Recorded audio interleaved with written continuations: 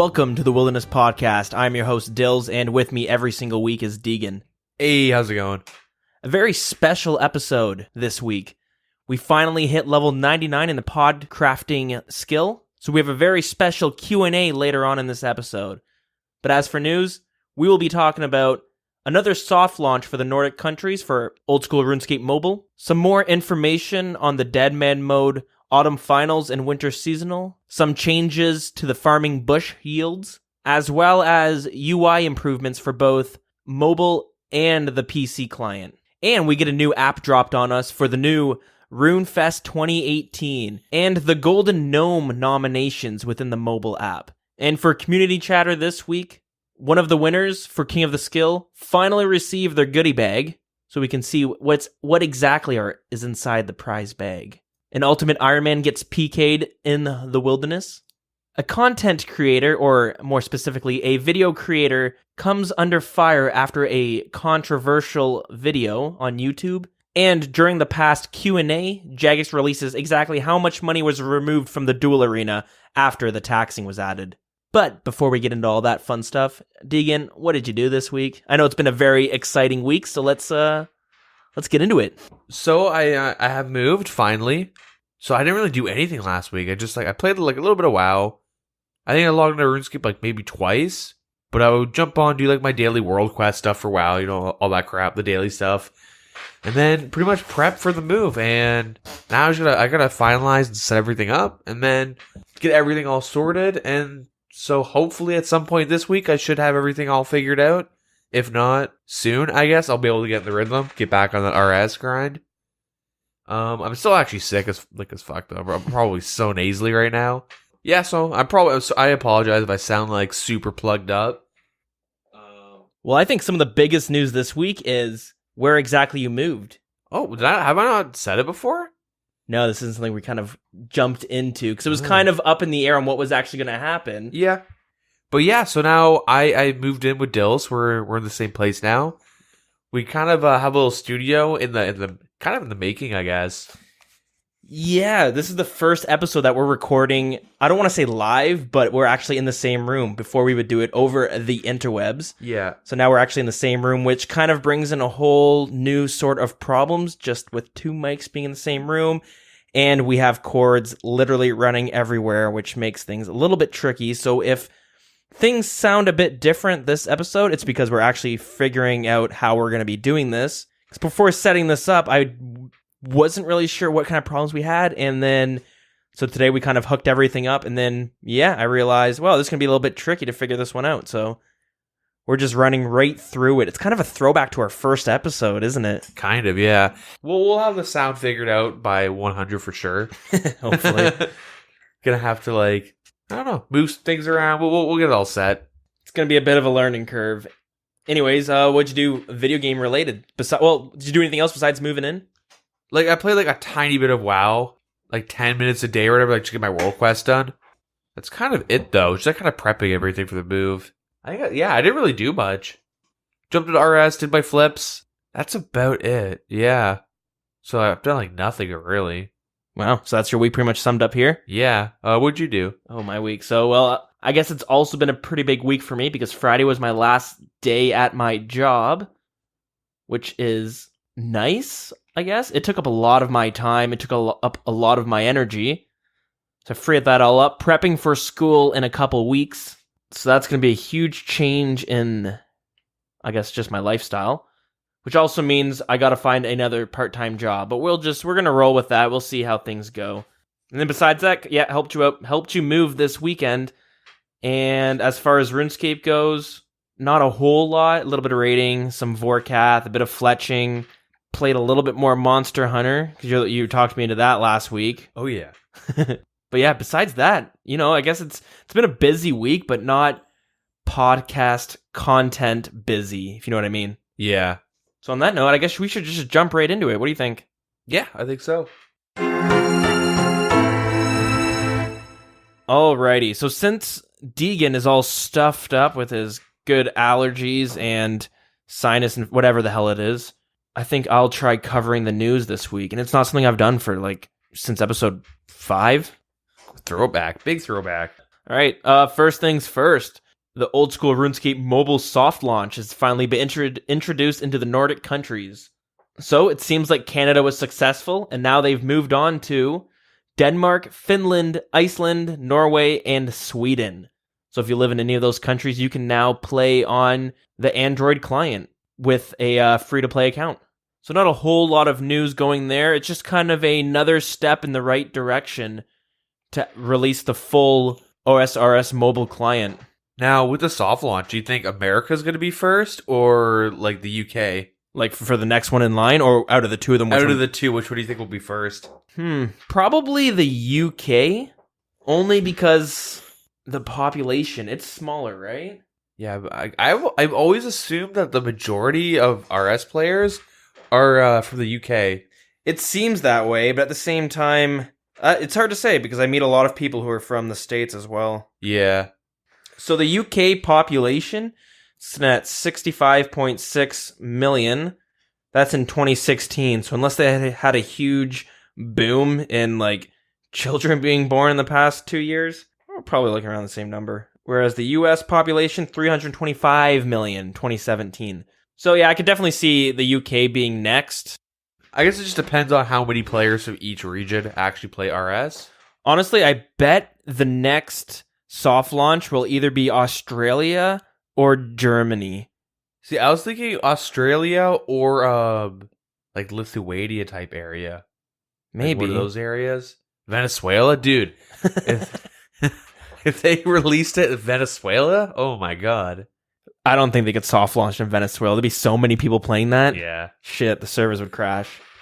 I think if they were just to release it in Venezuela at all, like they'd lose so much money.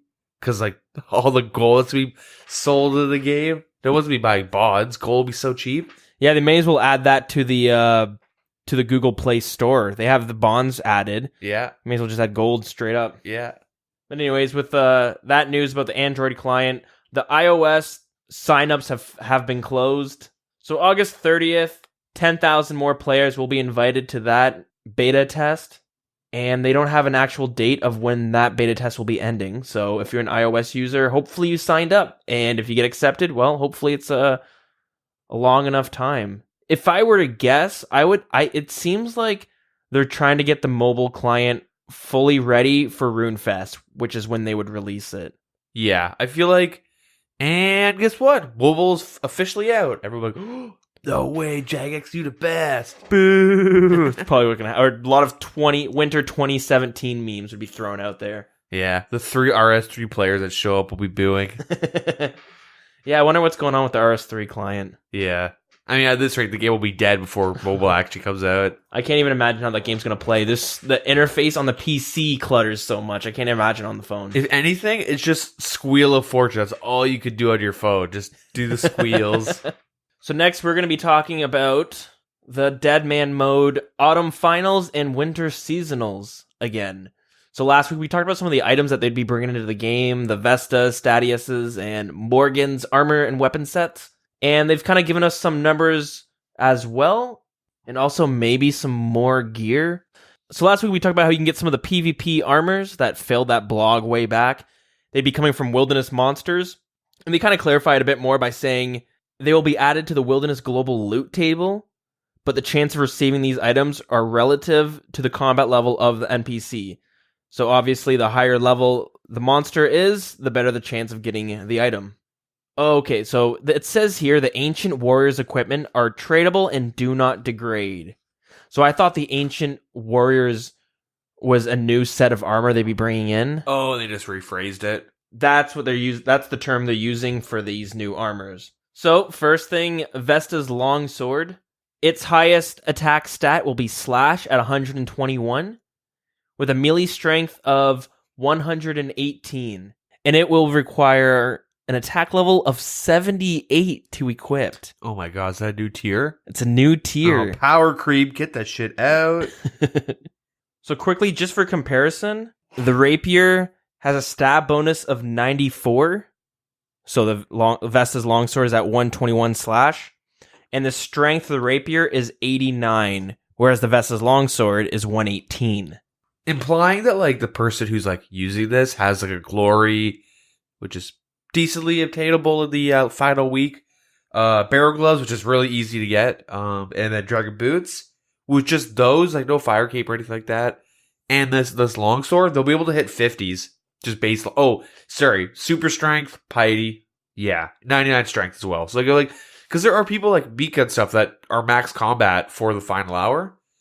And there are a lot of people that will like get the resources. So I don't think it's like too much of a stretch to assume at the end of the, or during the final hour that they have piety, 99 strength, like D boots, a glory, and barrel. Like the barrel gloves, like are super, super easy to get.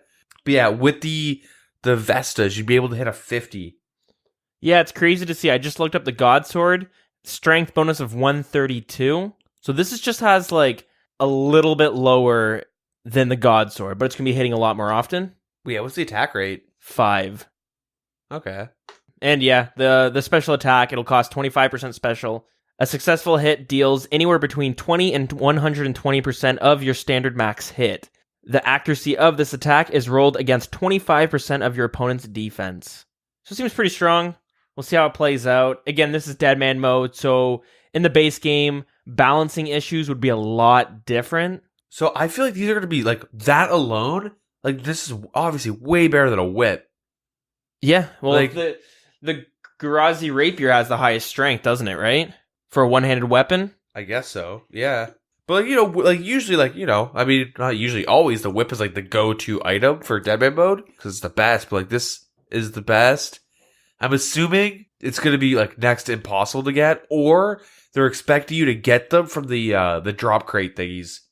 Yeah, could be. Because they always, like, oh, here comes the loot crate, and it's, like, some, like, level 34 noob that's, like, in, like, Addy plate body. They're like, no, look, he's got an Infernal Cape. Yeah. Nice. Like, I think they, like, really want clans to be fighting over these. I think that's, like, their intention. It will be slower than an Abbey Whip. By, like, 1 game tick. Yeah, so it'll be as fast as Leaf-Bladed Battle Axe, Scythe of Vitur. Yeah, Leaf Bladed is, like, if you're a PKer, like, that gives you a really good idea, because the Leaf Bladed is, like, a pretty good, like, tri-bird weapon if you're just poking with it.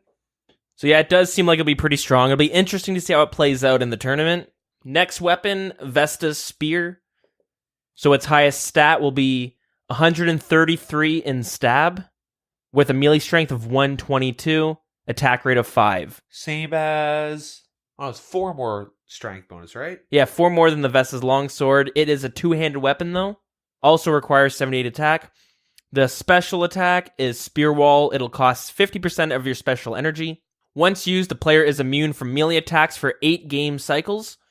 The spear will damage all targets in the 8 tiles surrounding that player, but for half damage each. Outside of the multi-combat zone, only 1 target is damaged. Spear Wall can hit a maximum of 16 targets at once. And this does this make you, like, immune to hits or something? Just melee hits, so you can still be attacked by ranged and magic. It seems like it's going to be putting like a barrier around you. Yeah. Where melee attackers can't get you, but range can still shoot over your quote-unquote spear wall. It does seem like the Vesta Spear... I was going to say it looks like it might only be used for the special attack, but who knows? You might see someone just using it as a main attack, because it is the same attack speed as the longsword. I'm thinking, like, depending... like, I'm going to assume that this will be more common to get than a longsword. What I want to see is, like, clans get members... these Vesta spears, and then, like, let's say Rot has, like, 4 members with spears, and then you hide them in lit, and then you get them, like, all at the same time to just use their spec. Just to get, like, that AoE damage, because, like, no one ever prays melee, right? During those clan fiestas. Yeah. And so, if you're gonna hit, like, not a 50, but you could hit, like, pretty hard with that spec. Well, you're hitting multiple people, too. Yeah. So it says for 8 seconds, so you're putting a spear wall up, you'll be damaging people. I wonder if that spear wall will fade, or if it will stay up for the 8 game cycles, preventing people from hitting you, right? Yeah. I wonder if they can walk through it. Because imagine it made it an impassable terrain. That'd be really cool if they could, like, make impassable terrains, but... You could set up giant walls for your clan. You could, like, push them out, wall up, so they can't get back in, they die in the fog. Yeah. D-spear. I don't know. I think it just does, like, a little AoE damage. I think it's it, and then it makes you, like, immune to melee hits. That's going to be cool to see. I'm kind of interested in that weapon. That's a pretty unique special. Yeah. Next weapon is the Statius's Warhammer. So its highest stat is 123 Crush, with a melee strength of 114. Attack speed the same as the others. Also requires 78 attack to equipped and is one-handed. Its special attack is Smash. It costs 35% energy. A successful hit will deal anywhere between 25 and 125% of your standard max hit. Any successful hit will lower your opponent's defense by 30%. So I guess it's similar to the Dragon Warhammer, where it's a flat 30 and not going to be 30 of what you hit. But it's probably a lot more accurate. You're probably going to like whack hard. Like that'll probably like be a KO weapon. I don't know. What's the strength bonus? 114? It could be used to set up for a KO since the lowering of the defense. Does it give you... Does it give you like a damage boost in general? It will hit between 25% up to 125. So 125 would be your max percent. Just for comparison, it seems kind of similar to the Dragon Warhammer. The Dragon Warhammer has a 95 plus to crush, and their strength bonus is 85. So it is a lot stronger and will probably be more accurate. So like a standard hit is like you could max out at a 51. That's standard hit, not special attack, right? Standard hit, 99 strength, piety. You know, super strength potion. Dragon Defender, Glory, Boots, Barrel Gloves. Like what you'd expect someone to have like the final hour. I don't know if you could hit like 100, like literally one bomb someone with that. It's not 125% on top of your max hit. I think it'll be in 25% more. Because it says it will hit anywhere between 25% and 125% of your standard. Okay. Yeah, of your standard max so hit. it's not being added. It's just like an additional rage. Yeah, so you could use it, and it could be 25% of that 50 or whatever it is you said.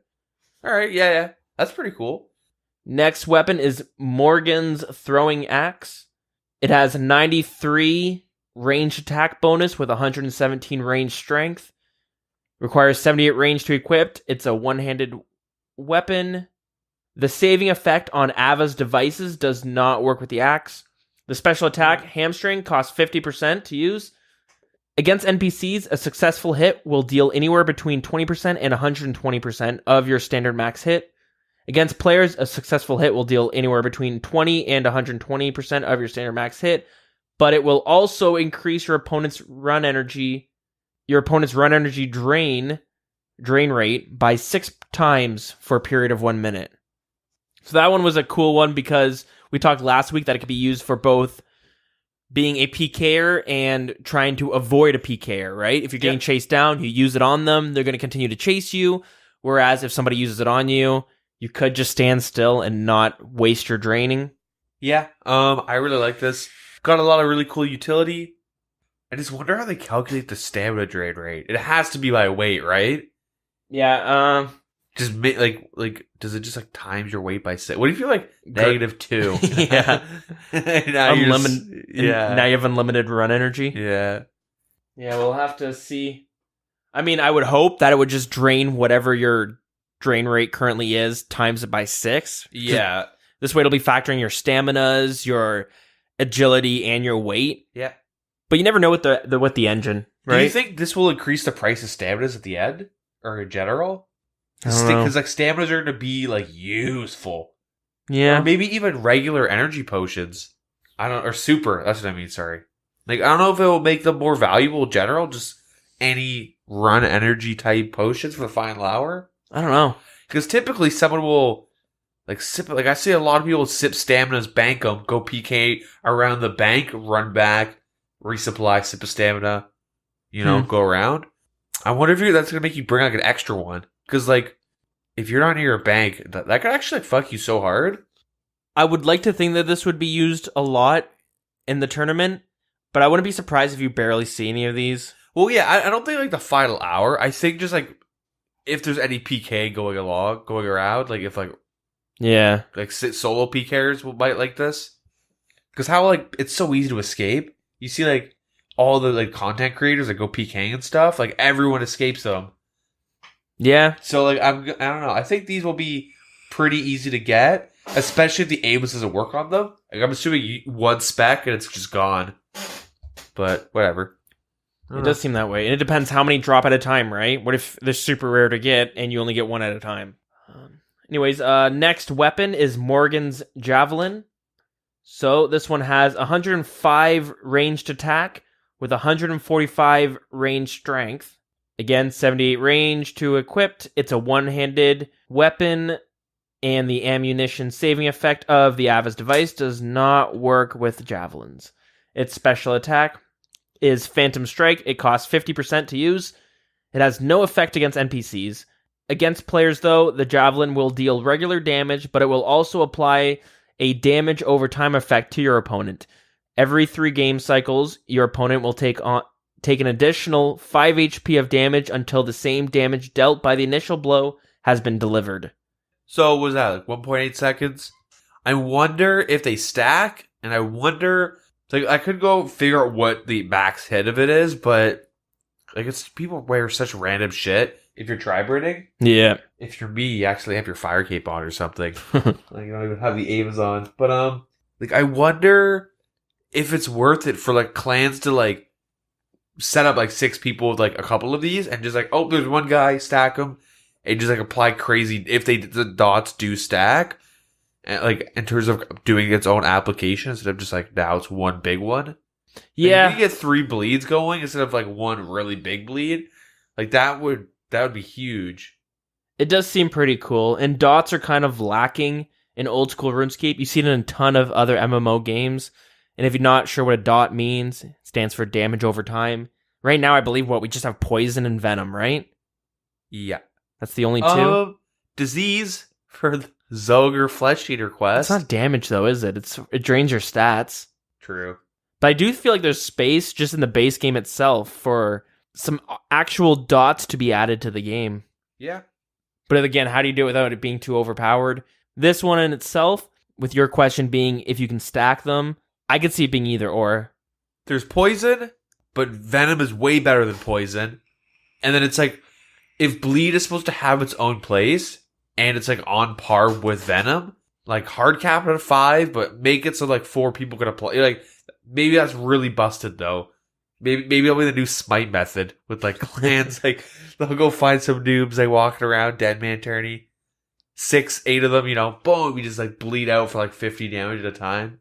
I guess this is another thing. If you might want to like camp protect range hard if you know a clan has that. I wonder if that, well, yeah, I guess so, because it'll only do a dot up to what you just hit with the special. It might just be worth it. Just, I'll take a barrage. Yeah. I'll risk it. I got high magic defense instead of just like, I don't know. It's cool. It does give a lot of options against like clans, and if someone's, you know, if you know they have these javelins. What would you feel? Okay, this is a random question, but what would you feel if there was a spell book where it had a bunch of attack styles? Maybe you could put on the Arceus spell book, but it was more related to dots with damages doing damage over time. Maybe there are different kinds. Maybe you have poisons and venom now. Maybe adding different types of dots so that this spellbook you could have a caster who is putting one of each dot onto an like curses and stuff, debuffs, like maybe like have it dedicated to like dots and debuffs, kind of like a classic warlock like type. Yeah, warlock cursing, from World of Warcraft, or just like in general, like that whole archetype of like you curse them and stuff, so that they like lower like you know how there's like enfeeble. And stun and stuff like that. Yeah, they have those on the regular spellbook, but like good types of those with dots as well. Yeah, because you never use them. Yeah, it'd be kind of cool to like have some sort of stuff like that. Like, hey, you use this. You can use this like every 30 seconds of the player. They lose this, but they also lose 20 run energy. That type of stuff. It'd be cool to see for like PVMing too, even where some guy, his role is to jump on, put one of each dot onto the monster, and then they switch to their melee gear. Let's say it's bandos or something, right? I think that'd be pretty cool, like a cursed dot like archetype. Surprised they haven't tried it yet. You know what I mean? Like, that's just the poisons. It's the only dot they have. Well, they brought in venom, but that's poison on crack. It's still it's a type of poison, right? It's so good though. Like, venom is so busted. It's so good that they have to make it where half the monsters doesn't work on, or it just works as a normal poison. Yeah, exactly. But yeah, I think it'd be really cool, even if they like came up with some really cool ideas, like, hey, Arceus would be super good, but they kind of fuck themselves with the teleports and stuff. If there's a spellbook to get these spells, that would be the one, because it is a necromancer styled spellbook, right? Yeah. So it's just an idea. I think there's space for that. Maybe there's some like logistics that aren't going to work. Yeah. Game engine. Yeah, they can't even add. Maybe they can't add any other colors for damage hits. Yeah. Wait, can't they not do that? See, that's what. Well, I was gonna say they can't do the tinting to show your own, but that's probably a different engine problem in itself. But they did add, what was it, purple that shows when Olm's getting healed. Yeah. So that's a new one. Anyways, we'll move on to the next weapon. Next is Zuriel's staff. It has a crush bonus of 65. Yep. Cool. It's got some defense bonuses as well. Nothing much, but it's got, 18 to magic and 7 to slash. Its melee strength is 72. For some reason, they feel let me figure out the max hit. Yeah. For some reason, they feel like they have to make every staff weapon be used melee if they wanted to. I think they do that just to prevent weird, oh, well, now you can box people with these staves. Yeah. Make them better than, Addy scimitars and shit. What blew my mind that I learned probably a couple weeks ago, but I never knew that a Mystic staff versus a Battle staff, they're the same in magic stats, but the Mystic is just stronger melee stats. Yeah, so if you staff bash, your PK, you mess up your staff bash, boom. The best and worst way to get a kill. Yeah. You fuck up, you just KO someone, bonk him with an ancient staff. But I wonder why they made the Mystic staffs like that. Whatever. Mystic battle staff, dude. You use it for battling. Another stat it has is a 10% magic damage, probably the most important one. Off the top of your head, do you know what the Kodai wand gives? I'm going to guess 12 or 14. I'm looking it up right now, though. Oh, okay. 15. What? Yeah. Okay, so it's under the Kodai wand, but still pretty good to have. But the special effect of this staff is when you are casting ancient magic, the effect of those spells are increased. So ice spells have 10% more accuracy. Blood spells heal 5% more. Smoke spells, poison starts at 2 times higher. If you don't know, the smoke spells do damage but also poison your target. And shadow spells will drain attack 2 times higher. Yeah. Again, shadow lowers your stats. So that one's interesting. It's pretty good. I do want to say I like how it doesn't give you any runes. It doesn't count as a rune. Because typically, if you see someone using these at the final hour, they have a water staff so they can carry bloods and barrages in one pouch. True. Ice or ice barrage and blood barrage, or ancient staff because it's just better stats and they'll sacrifice an extra slot. So this kind of replaces the ancient staff. It's probably super hard to get. It's gonna be really expensive because it's really fucking good. Yeah, it is tradable. The bonus healing is huge for the final hour when you're clan declanning and you're a solo player and you're just getting AoE down. Those blood barrages will keep you up. Yeah, it does seem pretty strong. But that is it for the weapons. I don't know if they gave the exact number last week, but the following items are 4 times more common to receive. Abyssal Whip, Leaf-Bladed Battle Axe, Dragon Plate Skirt and Legs, Draconic Visage, Skeletal Visage, Wyvern Visage, Imbued Heart, all Malediction and Odium, all God Sword Blades and Hilts, Zamorak Spear, Staff of the Dead, Armadillo Helmet, Chestplate and Chain Skirt, and Crossbow, Ceradoman's Sword and Ceradoman's Light, Bando's Chestplate, Tassets, and Boots. So if you're worried that it's going to be impossible to get these new wilderness weapons and armors, well, at least you can go and farm these other items a little bit easier because more people will be probably spread out into the wilderness. And last week, again, I can't remember if the Dragon Defenders had an exact drop rate, but it is now 1 in 25. Oh, not just Dragon Defenders, but all Defenders. And next, they released the actual stats of the armors. So Vesta's Chain Body, its best defense is Crush with 145, as well as 140 defense to ranged, but it gives a 5, 7, and 7 in attack bonus in Stab, Slash, and Crush. It gives a melee strength of 6. These numbers seem all the same as when we talked about it 30 episodes ago, it feels like. So I'll just run through them. Vesta Plate Skirt, attack bonuses is 3, 5, 5 for Stab, Slash, and Crush. Its highest defense is ranged with 118. Its highest melee is 112, -4 to magic, melee strength of 3.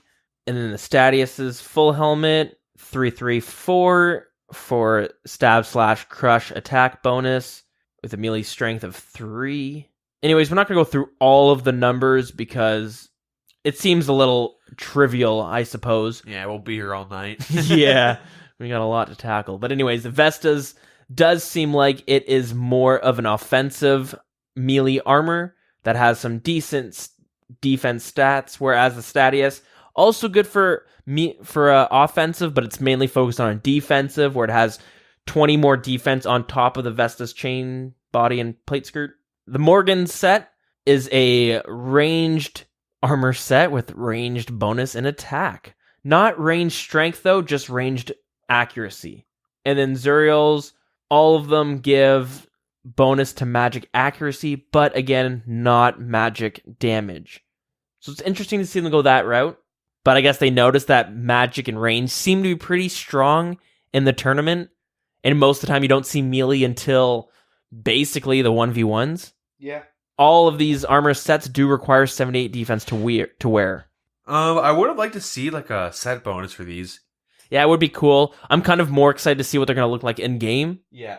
I wouldn't be surprised if they're just like recolored God Wars armor. Okay, how would you feel if these come out and it's the Theater of Blood armors that they showed way back, the really cool looking ones?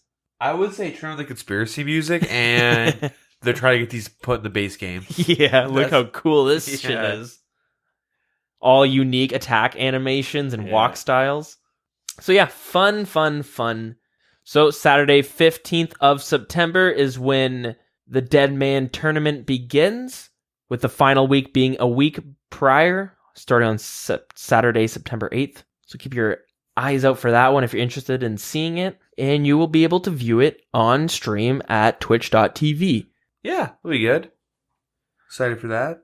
Next, we're going to be talking about some improvements to bush yields, as well as some interface changes to the mobile client. First, we'll start with the farming yield improvements. So the yields for bushes, cave, nightshade, and limp roots have been increased. The yield for each of these crops will have a guaranteed minimum harvest equal to the yield before this update. The additional harvest will be scaled according to your farming level. The appearance of the fully grown crops no longer depletes based on how many you yield and will instead appear as only a full crop or a fully harvested crop. This is in line with other farming patches that work in a similar way. The following crops have been affected: Catava berry, cave nightshade, dwellberry, jangerberry, limpwort root, poison ivy, redberry, and whiteberry. To balance the influx of limpwort roots coming into the game, the following monsters now drop seeds instead of the roots. These are Chaos Druid Warriors, Kurasks, Necreals, and Deviant Spectres. Each of these will now drop 1 seed at a time, except Deviant Spectres, which will drop a minimum of 3 seeds up to 11.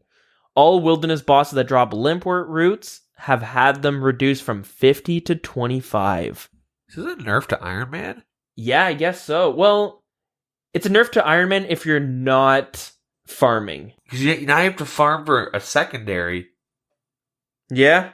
You know, you can't just like, Kira asks, ooh, look at all these hundreds of limpworts I got. So I just typed in some of these items here because when we saw this change happen to the cactus spines, they dropped hard. They went from being between 3k and 4k each to down to like 700 each when they made this change. Yeah. So the limpworts seem to have gone up in price. That one seems pretty normal. It went from 330 August 20th up to 427. So it's not a huge change, but I guess if you're a free to play player, maybe you can actually grind some money off hill giants again. Yeah, so it looks like they just like it hit a huge dip regardless, so it's gonna go up at some point, I think. Looks like there's some sort of price manipulation actually at the beginning of the month, but I think the big difference is that the cactus spine, they buffed something that like I don't know, you just gotta farm it, right? I think that was the main source. It was just farming it. Yeah, it was kind of easy to do. You get 3 at a time. They're like a lot of people did it because they're worth 3 point something K each. I did them. Yeah, so I think most of the ones that were being made or being put in the game was because of farming. And now with like limpworts and like white bears and stuff, they were all through Slayer. Like 99% of them were through Slayer. you could like add like limpers to your allotment runs, but you get like 4 at a time. They're kind of pointless to do. I would do my Yeah. deviant specters. I'd walk out there with like hundreds of limp words. Yeah, exactly. So if they're taking those out of the game, that will like really affect the price in general, and then they're adding it to farming, which I don't know. I kind of like that though. Yeah, that's a good change. I wonder why they didn't do it to the other items. So white berries, I know they're popular to use because defense potions require it to make for the herblore skill. They went from 936 gold down to 799. Not a huge dip, but I'm sure we'll see that continue to dip as time goes on. And poison ivy went from 1.1k down to 960. A little bit more noticeable, I suppose, but still not that big of a deal. It's like 200 gold. I'm sure we'll also see that continue to drop because it's kind of a big money maker now. Since you get more than 3 per harvest, I think it was. Maybe it was even a little bit more. Yeah, I have poison ivy. Is it near the POH portal? In Remington, right? Yeah. I would go and just pick that up and do like a clue, like one of the medium clues that brings you that have to run by. Yeah. Just go pick a couple. Do that once in a while. And I know there's one in Artie. You can use the cape to teleport right to it. Yeah. Next, we're going to go over the mobile client. They've added a new tab called Account Management. So this was first discussed in the Canada soft launch news post, but it has now been released for mobile. The toggleable orb that opens the store, it does still exist, but is toggled off by default for members. The orb will always show if you're a free-to-play member, though. I guess it's just to make it a little bit more enticing, a little bit more easy to accidentally buy membership if you're a free-to-play player. But also in this tab, they have a button that opens the store and a button for your bond pouch, a button to bring you to your inbox onto the website, and a button for name changer. Then at the bottom, they have labeled as useful links. They have Oldschool website and customer support. So, oh boy, useful. It's interesting. I mean, let's be real. The microtransaction button is like 3 times bigger than the support button. So since adding this new account management button, they've combined both the friends list and the ignore list into one. There will be a button in the top of the little panel there that will change between the two. Yeah, that's about it for that. For overlays, the fog system in Deadman mode has been fixed and now displays correctly on mobile.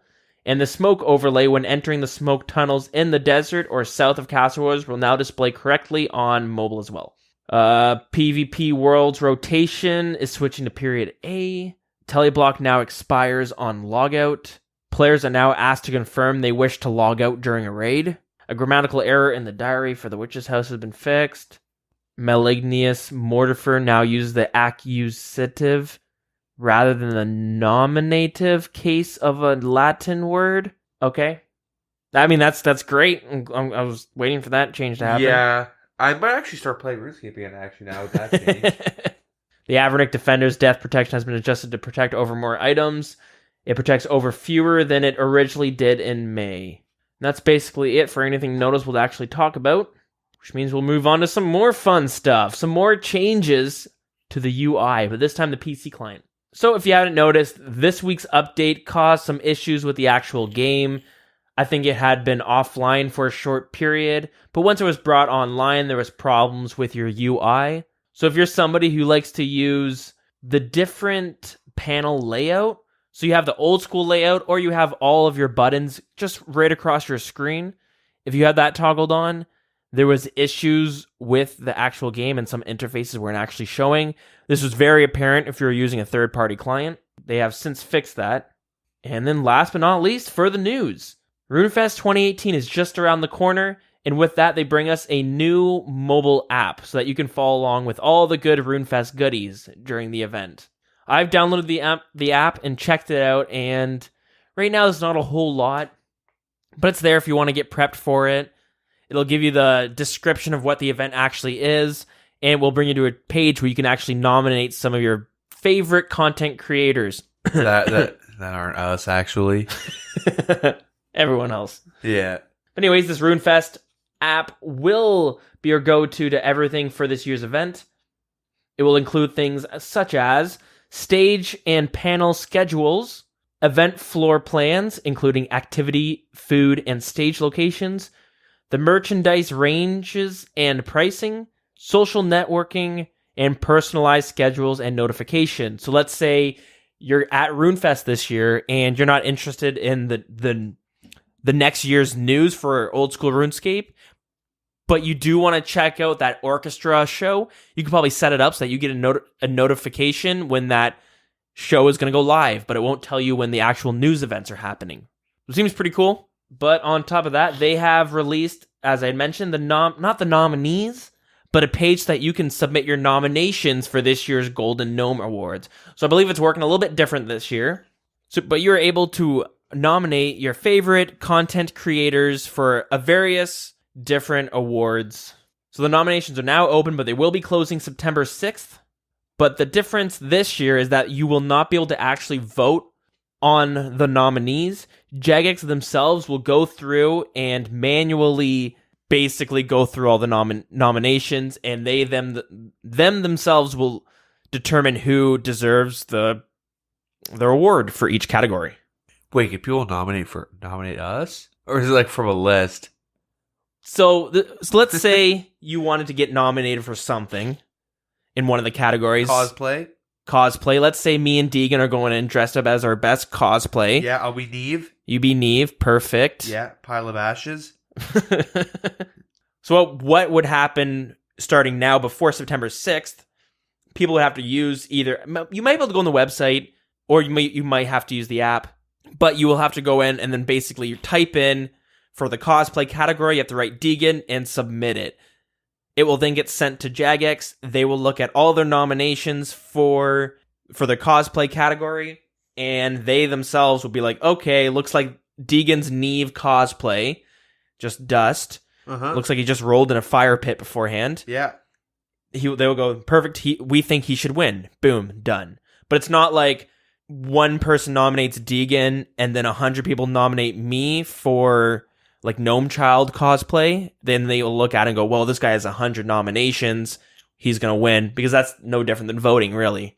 Yeah. Anyways, so some of these categories are the Video Awards. So RuneScape Video of the Year, Old School RuneScape Video of the Year, Best New RuneScape Video Maker, Best New Old School RuneScape Video Maker, Best RuneScape Video Maker, and Best Old School RuneScape Video Maker. So one of them is new Video Maker, so maybe just started this year, and the other one is the all-time Video Maker. Yeah. Next is Streaming Awards, so it's Best New RuneScape Streamer, Best New Old School RuneScape Streamer, Best RuneScape Streamer, Best Old School RuneScape Streamer. So similar, one that's a new streamer and one that's the all-time best streamer. Art Awards go to Best Artistic Creation and Best Artist. And finally, the Deagin Award category, which is Cosplay Awards, the Most Creative Cosplay, and the Best Cosplay.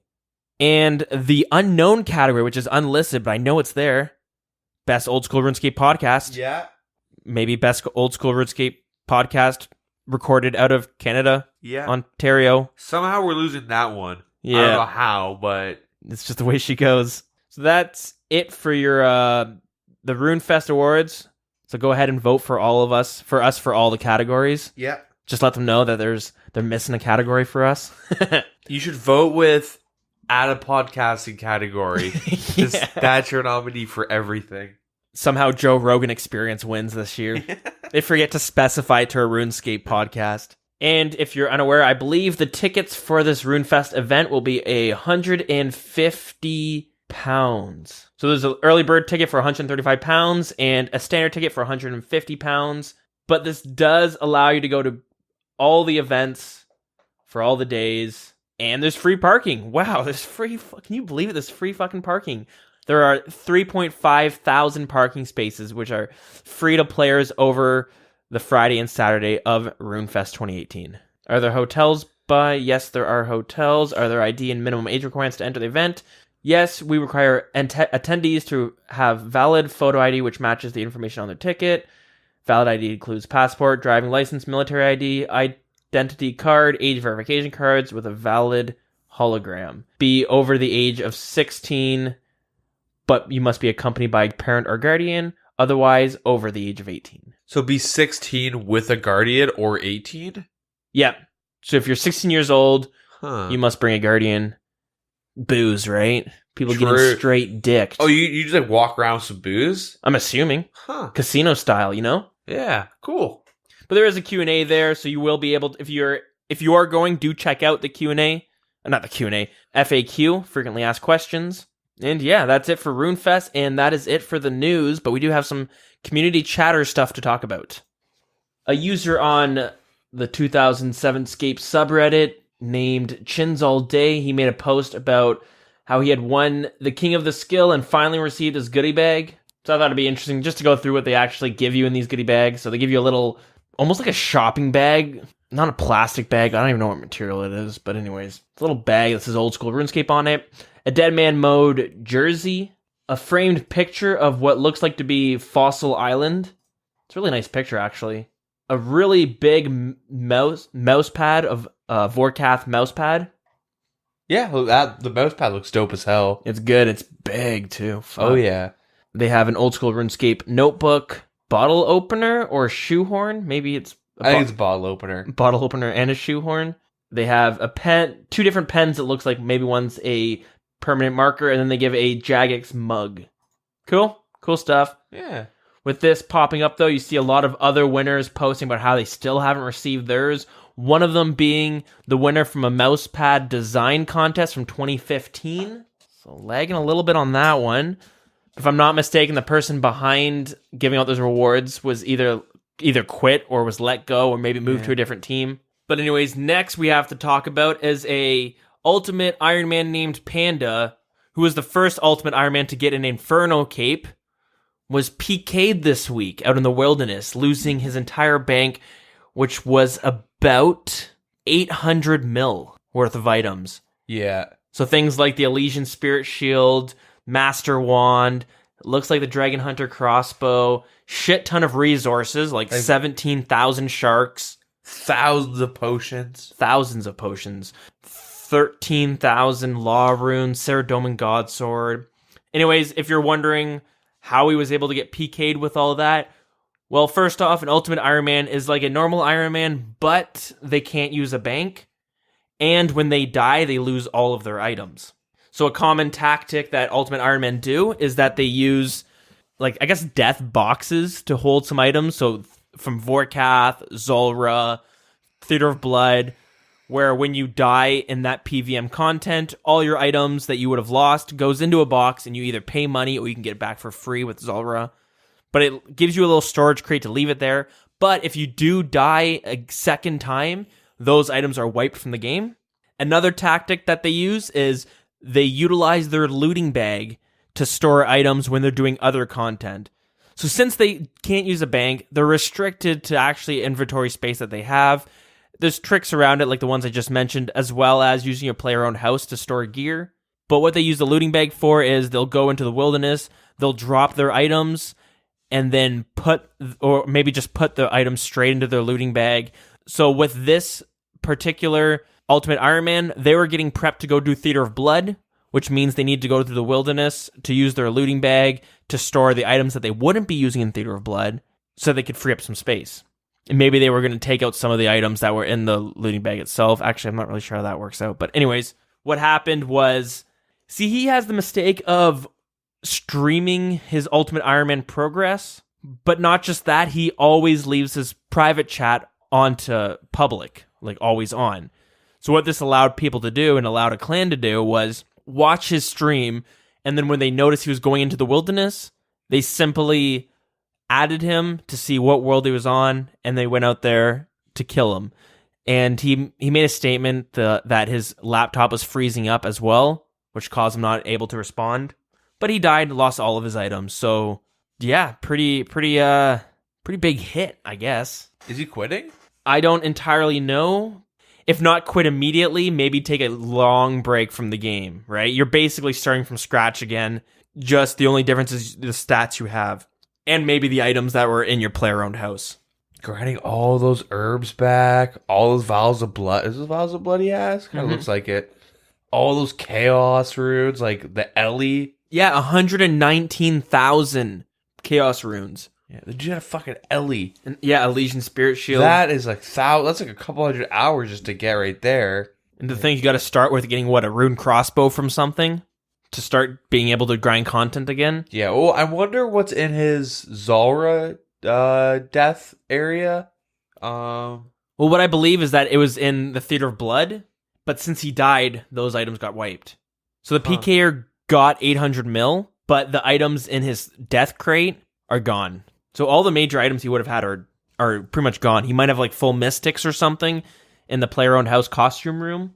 So if you don't know, you can store full sets of gear there, but you have to have the full set. So you can't just put a mystic hat there. You need to have the full mystic set before putting it into the costume room. See, I always thought the death stuff, I thought you could keep stuff at Zulrah, and then I thought you could have an inventory at Zulrah and then suicide to get stuff into your looting bag as well. I think you would need to do the suicide first and then have your items in there, because the problem with, if you recall, when you go to Vorkath and if you take out almost all your items except for a few items and you try to go to fight Vorkath, he'll say you still have items in your box. Yeah, I want to say Vorkaths all work differently, because I was watching some video, you can't, if you have a full looting bag and you have like as an Ultimate Iron Man, if you're completely stacked on like full inventory, equipped gear, and looting bag, if you were to die, you lose, because there's like over 56 items that go in a stack, which goes over the limit. I think some items I've never played Ultimate Iron Man, so I don't know how it works. I don't know because I know Vorkath, it overwrites, and I want to say like if you die in there, like for Zulrah, if you go to fight Zulrah and die again, then you lose it. I don't know if you die anywhere else. I think you keep your Zulrah items. I don't know though. I have no idea. I'm pretty sure you would die and you would lose it as well, because I've heard that for a while now. Well, that sucks for him. Yeah. I would probably quit that account. Oh my god. You basically lost everything. Like, sure, you have the stats, but it's the items. That's a couple thousand hours you just lost right there. But it is his fault. He did make some mistakes, but it's a weird one. I go back and forth. I think, yeah, it's his fault. He's in the wilderness. You're open up to be killed. But at the same time, I guess it's hard not to feel bad that getting PK'd by a clan too that was kind of waiting for him to get out there. It's a bit savage, I guess is the word to use. Yeah. Because it's more than just dying and losing your items. You're essentially, good chance the guy's quitting.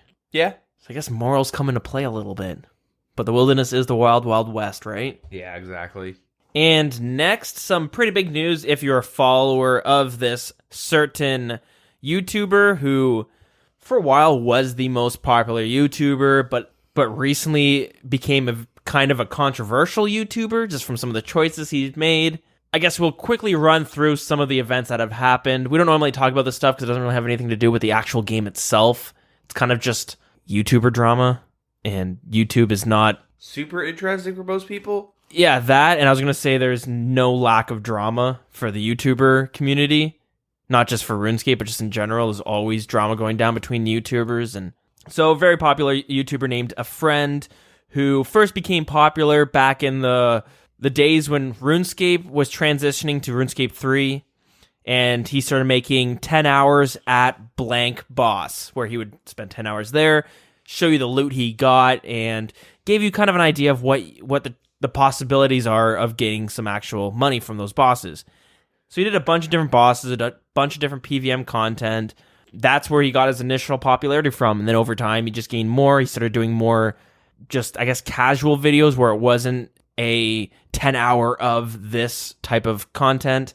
Yeah, fast forward to, I guess, a couple of years, he started doing old school RuneScape content, just doing some Iron Man stuff and trying out different things on old school RuneScape. And then recently, I guess he eventually died. He lost a hardcore Iron Man that he was going on. And that's when things started going a little bit south for him. He had a video where he was, well, not a video, but it was a stream. I guess it was both, where he was taking donations for himself from his viewers, where he's done donations before, but he used those to donate them into the well of, like a well of charity kind of thing, where Jagex matched the money that was donated into the well in game with real life money to go towards a charity. Yeah. So a lot of people were donating stuff. And anyways, this time though, he had taken some money specifically for for content to make videos, right? And then following that, he went to one of those money doublers sort of deal and basically tested on them to see how much they were willing to scam. And lo and behold, they scammed all 150 mil. He was able to get about 2 bill from viewers, but he ended up losing 150 mil to the scammer. Then over the course of the next couple of weeks, the video started taking a weird turn where one video he advertised a cryptocurrency gambling website.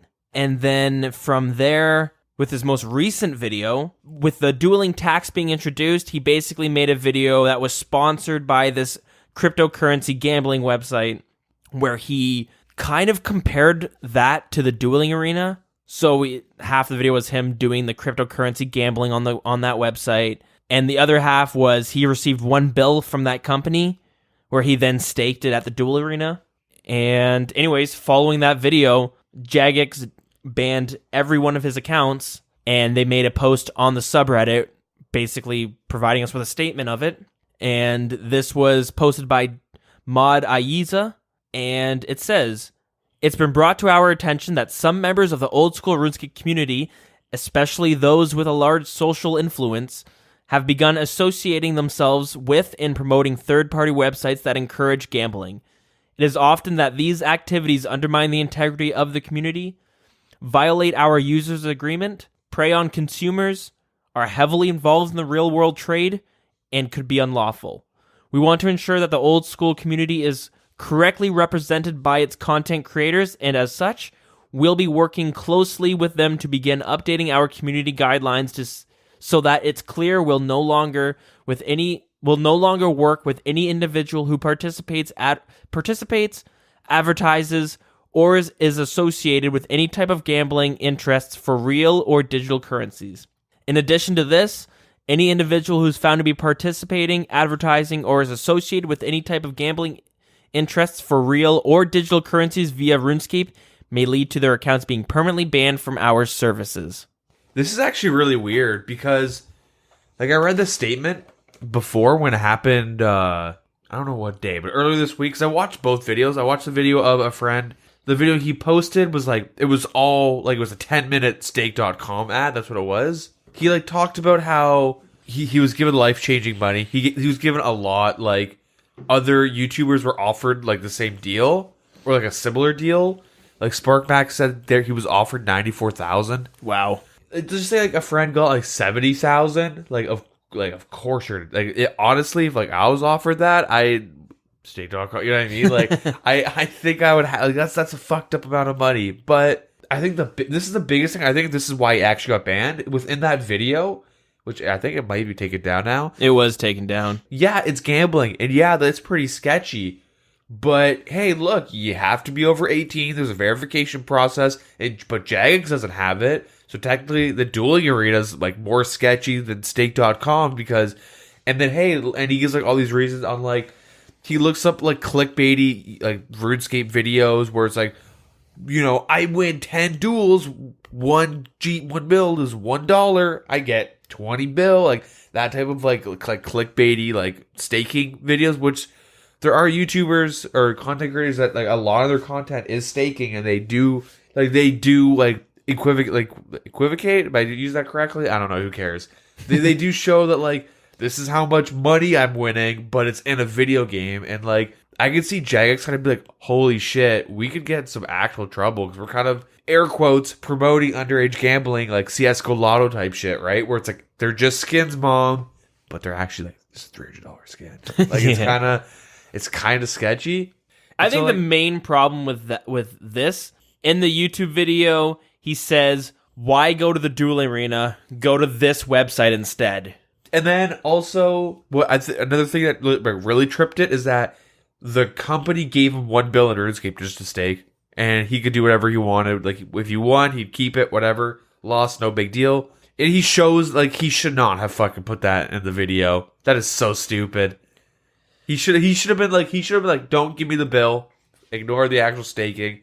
It does show that, like, there was definitely some real trading going on. Like, he does, like, kind of point out a lot of flaws like Jagex has with the dueling arena. Unlike, there is some, like, a pretty sketchy side to it. How, like, when we talk about, like, gold, like, I've done it where, like, hey, guy got PK'd for a Scythe of a tour. Let's figure out how much real life money it was. Like, Yeah. Like, we do that all the time in general. And it happens with tons of games. With EVE Online, another, I guess, kind of popular. It's got a big following, though. But in that, you'll see a war will happen, and they'll break down how much the ships are worth in real life money. Yeah. Because it gives a scale of like 3.4 bill. If you're level 60, you might not, that sounds like a lot. You're like, okay, that's a lot of money in game, but you can't really, but everyone understands real world money. Yeah. You know that $1,000, that can buy you a lot. That can buy you like 3 PlayStation 4s, kind of. Maybe no. Hookers. A couple hookers, actually, Yeah. not 3, probably 2. But anyways, yeah. I think the big thing also, though, is that RuneScape's real world trading, Jagex specifically, like, with RuneScape specifically, like, what's his name? Chunk, is it? That, like, talks about, like, the shit, the deep side of RuneScape. Like, is it Chunk that does, like, where he talks to, like, hackers and fishers and all those? Crump. Crump, is it Crump, Chunk? They're all, like, the same, like, whatever. You'll see them in your sidebar. I see those videos all the time, and probably from those old school stream highlights. Some they might be linked. I don't know. His video is actually decent. Yeah, I really like them, but he makes one thing where he shows that, like, common ratting tools in general, like a lot of, like, really sketchy programs that you use to, like, just whatever. Like, there's, like, default settings, and then there's settings specifically for RuneScape. And it's not like a RuneScape fishing tool. It's like, there's, like, a fishing tool that has RuneScape settings in it because, like, it's always been a thing. Like, it's always been an issue with RuneScape specifically of, like, hacking and, like, you've played other MMOs. It's never like this. Like, RuneScape has, like, it's not as bad as what I'm making out to seem, but, like, there is a community of people that, like, shit, you're a new player. Your name's Jim Bob. You use Jim Bob for every login and Hunter 2 for every login. But how come you make an account on RuneScape with those same details? Within a week, it gets hacked and banned. I know 2 or 3 people that want to try RuneScape out. They just use, like, you know, one size fits all. Like, they use the same username, password, and their RuneScape account gets recovered really quickly. Yeah. And it's because there's, like, one guy out there that, like, or 2 guys out there that, like, you know, has some sort of program that, like, figure out and can easily hack. But main thing I'm making is that, like, the gold actually has, like, a pretty, like, heavy set value, and a friend was like, I don't know, I feel like if they just, like, let this go, like, let the circle jerk keep going, it could turn to a thing where, like, Jagex could get legal, they could get legal, like, action taken against them by, like, the UK government because of the quote-unquote gambling, you know what I mean? Yeah, because they do that now with not loot boxes, but there are articles being written by some gaming websites about how loot boxes where you don't get items you can necessarily trade, but it is a type of gambling. Yeah. Like, Valve had a big issue with this, where they had to shut down all the gambling sites with that T Martin Syndicate stuff. Yeah, yeah. And it was like, well, they're not gambling money, but they're gambling, like, a proxy, like a money proxy. But the main thing is that a friend got banned. He kind of made it so he kind of, like, was, like, the way he did the video, it really came off as, like, he thought he wasn't going to get banned, but, like, he outed himself for, like, real world trading. A bit, and I think part of the problem, I think the main problem for that one was that the one bill being traded over, though. I think also is that he says, don't use the dueling arena, use this website that sponsored me instead. It's just as bad, or not, maybe even worse, because it's kind of fucked because he's telling people to gamble on, and those sites always rigged to, like, for that so the house wins. Yeah, it might be a small percentage, but over the long term, you will be losing money because that's how it's set up. That's how all casinos are set up. Yeah, it wouldn't be a thing if they weren't making bank. And clearly they're making enough if they're able to pay these content creators close to $100,000, right? Yeah, like more than 50. Like, that's. I was thinking when he said, like, life-changing money, I'm like, what, like $5,000? Like, that's a good sponsor. And then SparkMac was like, no, I was offered $94K and I declined it. It's like, that's so fucked. It's a hard thing to decline, but it did cause him to get all of his accounts banned, which now means you aren't really able to use RuneScape as a source of income anymore. Because for many people who play RuneScape a lot, it's kind of like a dream job to be able to make YouTube content, get paid for it. Yeah. Especially if anyone will watch any of your videos and you don't need to put a lot of editing into it. You just have to sit down and do something. Yeah. Cannonballs for 10 hours. Yeah, you just have to play the game and people will flock to that. He also like released an apology video that was like, boo-hoo, I'm so sad now. And it's like, well, this is why people were getting mad at you, because we all knew this was gonna happen. He did like a follow-up for when he got banned, that whole video, and he was like saying how he doesn't know what he's gonna do anymore and shit, but it's like, this is why everybody got mad at you, because like this was gonna happen. Like, I kind of saw this coming. Maybe not in this exact way, but I saw a different change. I watched a lot of his videos for a while now, and I kind of noticed a change in tone and then it also caused me to be less compelled, less excited to watch a new video when it came out. Yeah. I'm gonna do like a wild guess. It's been a while. Like honestly, I'm gonna like sit down and like look through like the numbers, but I feel like a friend made a YouTube video. I don't know if you remember this, but it was like his Social Blade comparing his and Torvesta's Social Blade. Right. Torvesta is another YouTuber who mainly does PKing and Deadman mode content. And there's a time where someone tweeted at them being like, look, Torvesta's better than you. And he was like, look, everyone, I remember like he put like, it's like an excerpt. I can't think of words right now because I'm all stuffy. But he put like a little clip of like someone tweeting this to him. And he came off as like very defensive. He wasn't like, ooh, but like the way he responded obviously bugged him. And he was like, no, look, I'm still bigger than Torvesta. I get more views. And then Torvesta was like, he still gets more views. And then like a month later, Torvesta made a video being like, look, I'm actually the #1 RuneScape YouTube content creator. Like, look. And then from there, I noticed a friend's content kind of got like lazier and lazier. And I don't know if he died on White Cat at that time or around that time. I don't know exactly. Like, I want to like compare the timelines, but I feel like as soon as a friend became #2, he got demotivated, and then he ends up dying later on White Cat, and then just fuck it, shit content for like a year and a bit. Yeah, it's unfortunate, but yeah. I guess yeah, I don't know. It's just the way she goes. One last thing I want to talk about before we move on is Jagex says that you're not allowed to be sponsored by gambling sites in that post, basically, which is kind of scary because they're kind of telling us what, like, it's, you know, like Bodhi was sponsored by PokerStars. I'm not saying he should be banned because this was like a while ago. You're like, there are like content creators that will have to turn down certain like, do you think PokerStars is a bad sponsor? I can see how they're similar, but I think there's a bit of a difference. Well, that's the thing. They're not specific. They just say like you're not allowed to be sponsored by gambling companies. You can't take gambling sponsorships. I don't know if it's stake.com, but I think they would have like maybe like specified. But like I feel like as of right now, if you were to get like a PokerStars sponsorship, you shouldn't take it because you can get like you have to ask Jagex if it's okay.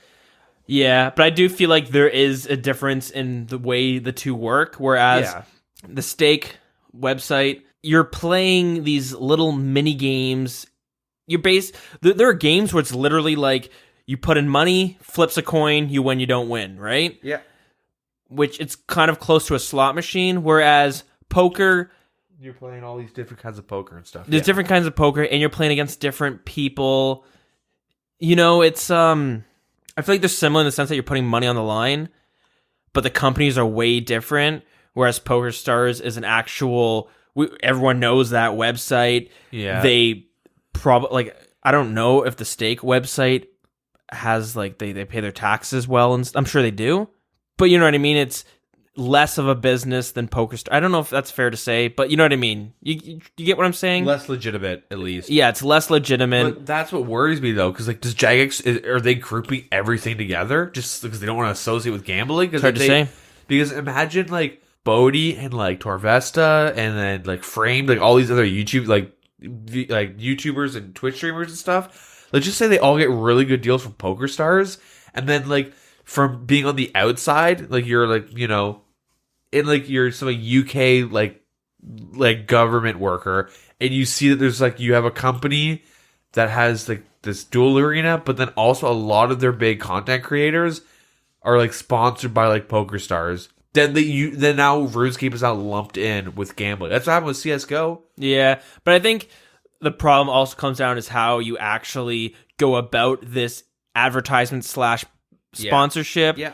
Because this one was a literal, let's compare a gambling website to a mini game that you can gamble in game with. Yeah. Whereas a PokerStars thing, they're probably not saying It like the PokerStars ads are like, we're gonna do a tournament. Oh yeah, I get free coaching, so I kind of like that's like at least when I watched Bodie's little sponsored thing a while ago, it was like we're gonna do a tournament for like $20. It's a $20 tournament. It'll be fun. So, but like it's not related to RuneScape, so I guess. Yeah, it gets a bit complicated, but I do see why they felt the need to put that statement out, because they can't just ban them and say and not give a reason, because this community would have like a giant uproar. Yeah.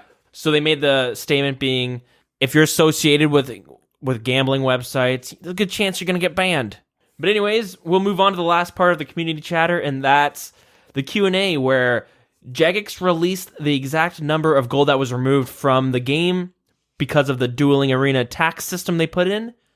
And that gold was 127 billion GP. Yeah, that's disgusting. That's a huge amount. And this is going from the Thursday when it was released to probably the Wednesday, maybe the Tuesday when they get the actual numbers. But it was a little bit under a week. Yeah, that's crazy. Huge gold sink. Yeah, I guess we didn't really realize all those people staking 1 bill. See, there's people that like only stake like 200 mil plus and shit, right? Like, yeah. And that's all they do. Yeah, like trillions are going to be taken out of the game. Yeah, over the next data stream where they release these numbers again back, usually before the end of the year, but around December, we'll probably get the actual numbers of what's been gone since, and it'll be enormous amount of money is going to be gone. I think this is well overdue, this tax. Yeah, well, you can see that it's not preventing people from not staking anymore. People are still going to do it. Now we have a giant gold sink. They're always looking for these gold sinks. Now, depending on how inflation goes, then they should start thinking of applying the system to the Grand Exchange. Yeah, possibly. I'll take a hit on not being able to flip fire runes and stuff. Yeah. As long as it's better for the game. Every game does it. That's my excuse. I know it's like, well, if everyone jumps off a bridge, and they jump off the bridge, but there's a reason every game follows that. Yeah. And games like MapleStory, where you traded over 50K, you got hit with a giant tax. And there was a big tax. Yeah. 50K was now you're actually trading 45K. You need that to keep stable economy somewhat. Yeah, prevent huge inflations, and makes sense why RuneScape's doing that. Yeah. Alrighty, that's it for the news. As I mentioned last week, we're going to skip over the lore this week because it's been such a crazy couple of weeks. We might bring it back next week, but by episode 101, we will have the lore segment coming back. But with that being said, we are going to move on with our Q&A, and we got, I guess, a little special announcement before we get into that. So the first thing is we've finally released a Patreon where you're able, if you want to, you can support the show. Well, you have to. Yeah, that's true. Everything's from now on, everything's locked behind a paywall. Yeah, we're pay to win. Pay to win, baby. No, not actually. We're going to release some bonus stuff, but nothing about the show is going to actually change, except for you're going to be hearing about this Patreon thing from each episode now. We do want to bring out some more different content, so this Patreon will allow us to do that, but also what would happen with that content is it'll be released earlier on Patreon, but then eventually it'll be released onto the normal feed. So it'll just be like bonus episode. We have some ideas that we've been brainstorming, but we'll quickly go and explain why we decided now to do this, as well as another thing that we're going to be talking about after this. So we've been doing this for almost 2 years now, and it's a hobby of ours, right? Next week will be 2 years, right? Yeah, next week. Yeah, next week's the 2-year mark. Yeah. So it's something, it takes a bit of time each week to actually record the episodes, however long it is, that's how long it takes to record. But also, it does take quite a bit of time to actually edit and get it uploaded. And there are some costs that come with it that not many people are aware of. A lot of people have asked us in the past, like, how much money do you guys actually make from the show? It's somewhere in the negatives. Yeah, it is in the negatives. Yeah. We don't make any money, but we have to spend money. And I believe it's because podcasting is still kind of, it's not in the mainstream yet like YouTube is, where YouTube, you're able to upload for free and all that fun stuff. There was a time where YouTube, your videos couldn't be more than 10 minutes long. Do you remember those days? I remember when they couldn't be more than 10 minutes. Yeah, they couldn't. Yeah. Yeah, they were locked at 10 minutes. Yeah. And then as they were able to increase their storage space, all that jazz. But side note, it's funny how now every video is 10 minutes. Yeah. We've gone full circle. Yeah, pretty much. Well, with podcasting, it's a bit different. Since there's no one website you go to get your actual podcast episodes, there's a bunch of different feeds. It started with iTunes with their podcasting section on the iTunes store. And then Google came out with theirs. Now there's Stitcher, which is basically the Spotify of podcasting. There's TuneIn, which is another version of Stitcher. There's also Spotify itself, which is for music, but they have since brought in some podcasts. Yep. They're a bit more strict on how to get it in. There's actual requirements you need to hit. But for the other ones, you're basically, as long as your show's not crazy controversial, if it's just like a normal show, then you would probably get approved for it. Yeah. But the way it works is you don't actually submit your podcast episodes or your podcast show to iTunes. You send in basically the show to get approved, but then after that, it automatically pulls it from an RSS feed. So I'm not the smartest with all this stuff, and it took me a bunch of research to learn what I actually needed, but you need to find a website that will provide you with an RSS feed where you can upload your podcast to that one website, and then all of the podcasting apps, programs, websites, hubs, basically, they go and then they pull it automatically from that hosting website. So there are some free hosting websites, but there have been other free ones in the past, but the problem with that is they're trash. Basically, they don't make money because they're free. They have different ways of making money, but if there's ever any problems, which with those free ones, there tends to be more issues with uploading because since they're not making as much money, they don't have as much of a commitment to make sure everything's working fine. But there have been problems where suddenly all your episodes are either removed from iTunes and Google and all those apps, or they just don't work. So you go to load them and it can't retrieve it from the RSS feed. Yeah. So when we started, we found a website that was basically the best website to use for uploading your podcast to. The problem is it costs actual money to use it.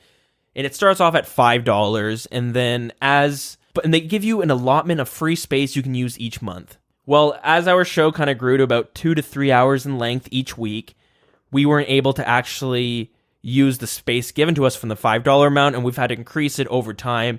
And we're currently paying about $30, which gives us 600 megabytes of space. And right now, depending, we kind of fluctuate between 2 to 3 hours. Sometimes it's just under 2 hours. But for the most part, we get pretty close to that 600 megabyte space limit, which means we can't really upload. We couldn't upload a 5th episode every month. Yeah. Because we would hit that maximum capacity. But on top of that, what I also do is before I upload it, I run it through another site, which basically takes all your audio and makes everything completely leveled and makes it the best quality for listening to an actual podcast. So it's mixed specifically for a podcast. If you're listening to it on your phone, the audio levels are mixed different than what songs would be, and it's mixed for like earbuds basically. So I do that, and that costs roughly $10 a month because again, they give you. When we first started, we had 3 hours that was free every month.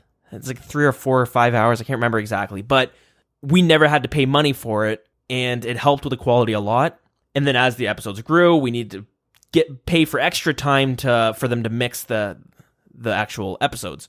So right now we're spending between about $40 a month on the show, which I had no problem doing before because I was working a full-time job, and this was a fun hobby of ours, and it's like an outlet that you can kind of look forward to doing each week and something you put some creative energy into. Well, unfortunately, if you're not aware, I am going back to school in September, which means I had to quit my full-time job. I work construction, which was, it's 44 hours a week, and it's pretty consistent work. But now with me going back to school, I'm going to have to find a part-time job, which means I may not have exactly enough funds to pay each month for this. I'm not too sure. That's something that's kind of an unknown at this point. So I decided I would release this Patreon, and if people have the spare income and they wanted to support us, they could, and it would help us a lot with being able to keep the show going the way it is. And we'd also want to release some extra things for people who do support us, because we want to feel that you're getting, what you deserve for actually spending money on the show each month. So we have a couple different tiers on our Patreon. It's a $1, $3, $5, and $10 tiers. And the $2,000 tier. Yeah, the big $2,000 tier. You can come live with us for a month. So the rewards we're still kind of working with.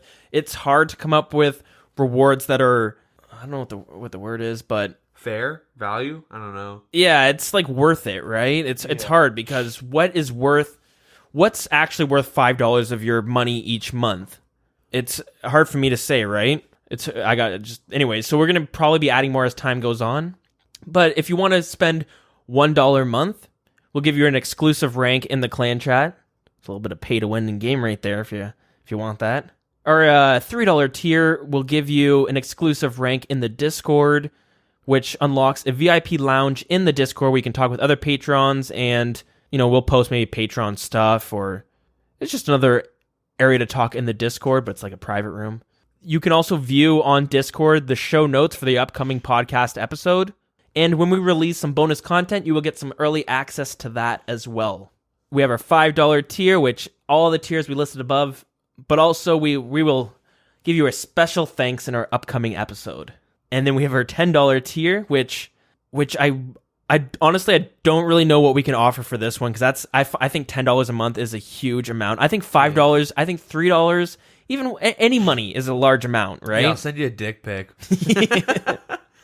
I actually won't. Please, that was a joke. Yeah, don't clip that and be like, you fucking liar. Real world trading. Yeah. Banned from RS. Yeah, every account. Yeah. But our $10 one is basically all the rewards beforehand, but it's something that I'm going to be brainstorming over time to see what we could offer for that one as well.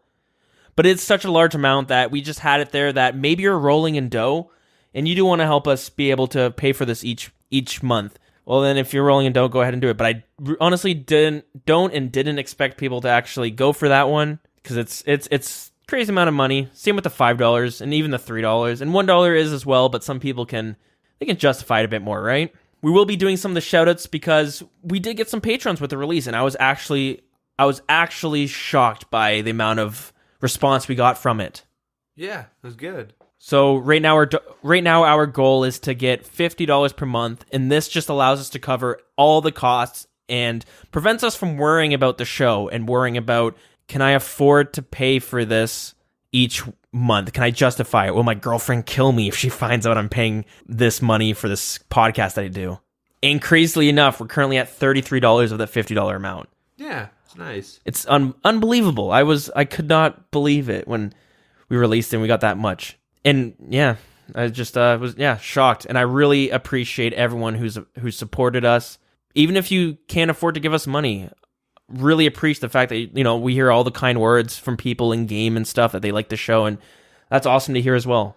So yeah, thanks guys. We really, really do appreciate it. And then we also have a $75 goal, which this one would be able to upgrade our servers on that website, which would allow us to do some bonus content. And some of the bonus content we thought of was having one-on-one kind of like interview styled discussions with other RuneScape content creators.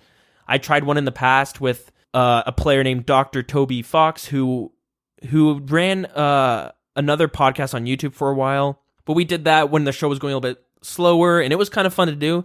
But it would be awesome to be able to release a new style of episodes alongside with these current ones, where it was like a one-on-one conversation with other content creators. There's tons out there, not just content creators, but different players. We have people who listen to the show that have really cool, like I guess a unique lifestyle, I suppose, but it'd be cool to just bring all these different people on to talk about it, and it's a different change in pace, and it's more of like a one-on-one. We're not going to necessarily discuss all the news that goes on, but maybe just talk to someone about what they feel about, the big changes. Maybe it's someone who plays Deadman mode all the time. How do you feel about these new weapons being introduced? You know how it is, right? But this style would probably be either Deagin or myself. It probably wouldn't be both of us, because I think it would be more intimate of an interview with one-on-one, opposed to like bringing another person and having the both of us here. And also, it allows us to have guests on without bringing them onto the show, because you add in these certain problems when you bring a third person on, not like having the person there, but just problems with recording and scheduling and all that stuff, right? So this allows us another way of doing it. And other things like maybe first thoughts on brand new content, all that good and fun stuff. Anyways, we're not going to sit here and talk about our Patreon for much longer, but we will do some shoutouts after our Q&A segment.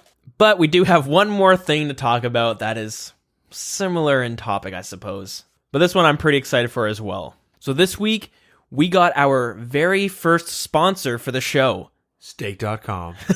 No. This one is a lot more credible, and I feel like it is perfect for this show itself. So our new sponsor for the show is Audible. You've most likely heard of Audible before, but they are now offering our listeners a free audiobook with a 30-day trial membership.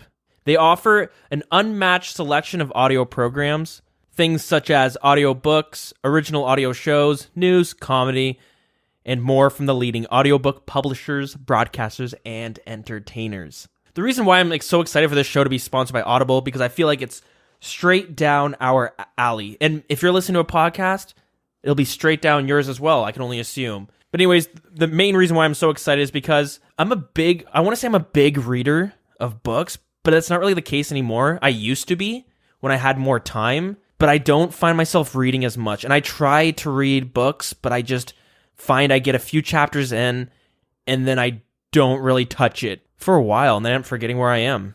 I did that recently with a new book that I wanted to read. I love fantasy books, and I picked it up, and I'd bring it to work to try to read it, because that's most of my time I'm at work. And I would pick it up and read it, and sometimes people are talking with me and just preventing me from actually reading, and I would never get anywhere in the book. So then I bring it home, and I try to read it when I'm at home, but I'm either so tired, or it's reading itself is pretty isolating activity where you can't really do anything else. It's really hard to woodcut and read. Yeah. So I just found myself never being able to read. So I decided, let's try out Audible, and it's perfect. It's like similar to a podcast where if I'm driving or if I'm at work and I'm just listening to something, I throw one on, and I was surprised by how good it actually was. Because I knew they were around for a while, but I never really knew how well a book would translate to an audiobook. And that was my big worries, because since I like reading so much, I didn't want to try the audiobook, because in my head I was like, how well is it gonna work with somebody reading it to me? But some of their narrators are top notch. That's kind of why, why I'm excited to bring this. So if you do want to try out Audible, visit audibletrials.com/wild. WILD.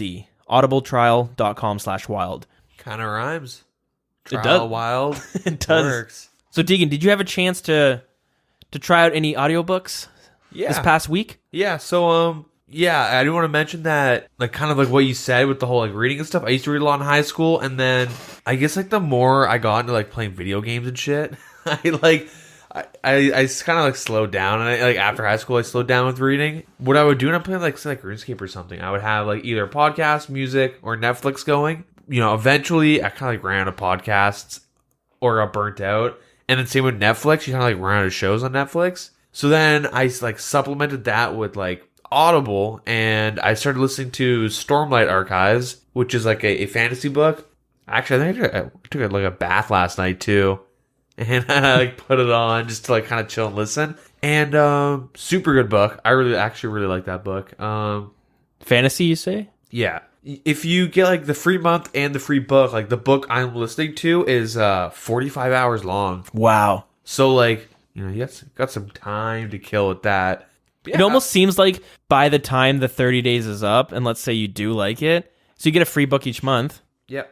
It allows you to kind of covers the month, right? 46 hours is long. It's nice. I like it. And like, I haven't like, because I have barely like gamed this week.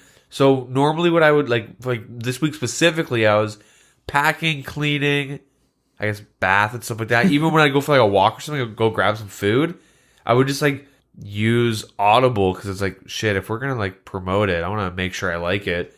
And it's really nice. I like it a lot. What's your book about? Without giving away, like, right, it's weird. So I'm on like chapter 4, I believe, and it's been jumping around a little bit. It's the first one, but it's like so there's some dude shredding in like some sort of like it's really okay. It's gonna sound like super weird, because like I don't really like, I'm not too far into it, and it's still like kind of giving backstory and like ramping up. But like there's like this shit called Stormlight, which is like some like essence. Like there was like some assassin that was killing some dude at some point. Like, it's kind of jumping around. Like the story hasn't like really fully come together. Yeah. But like there was some dude that was like shredding trying to kill some king. And like, okay, that's pretty cool. And then it just kind of like cut to like some dude that's like fighting some war, and then he gets like imprisoned.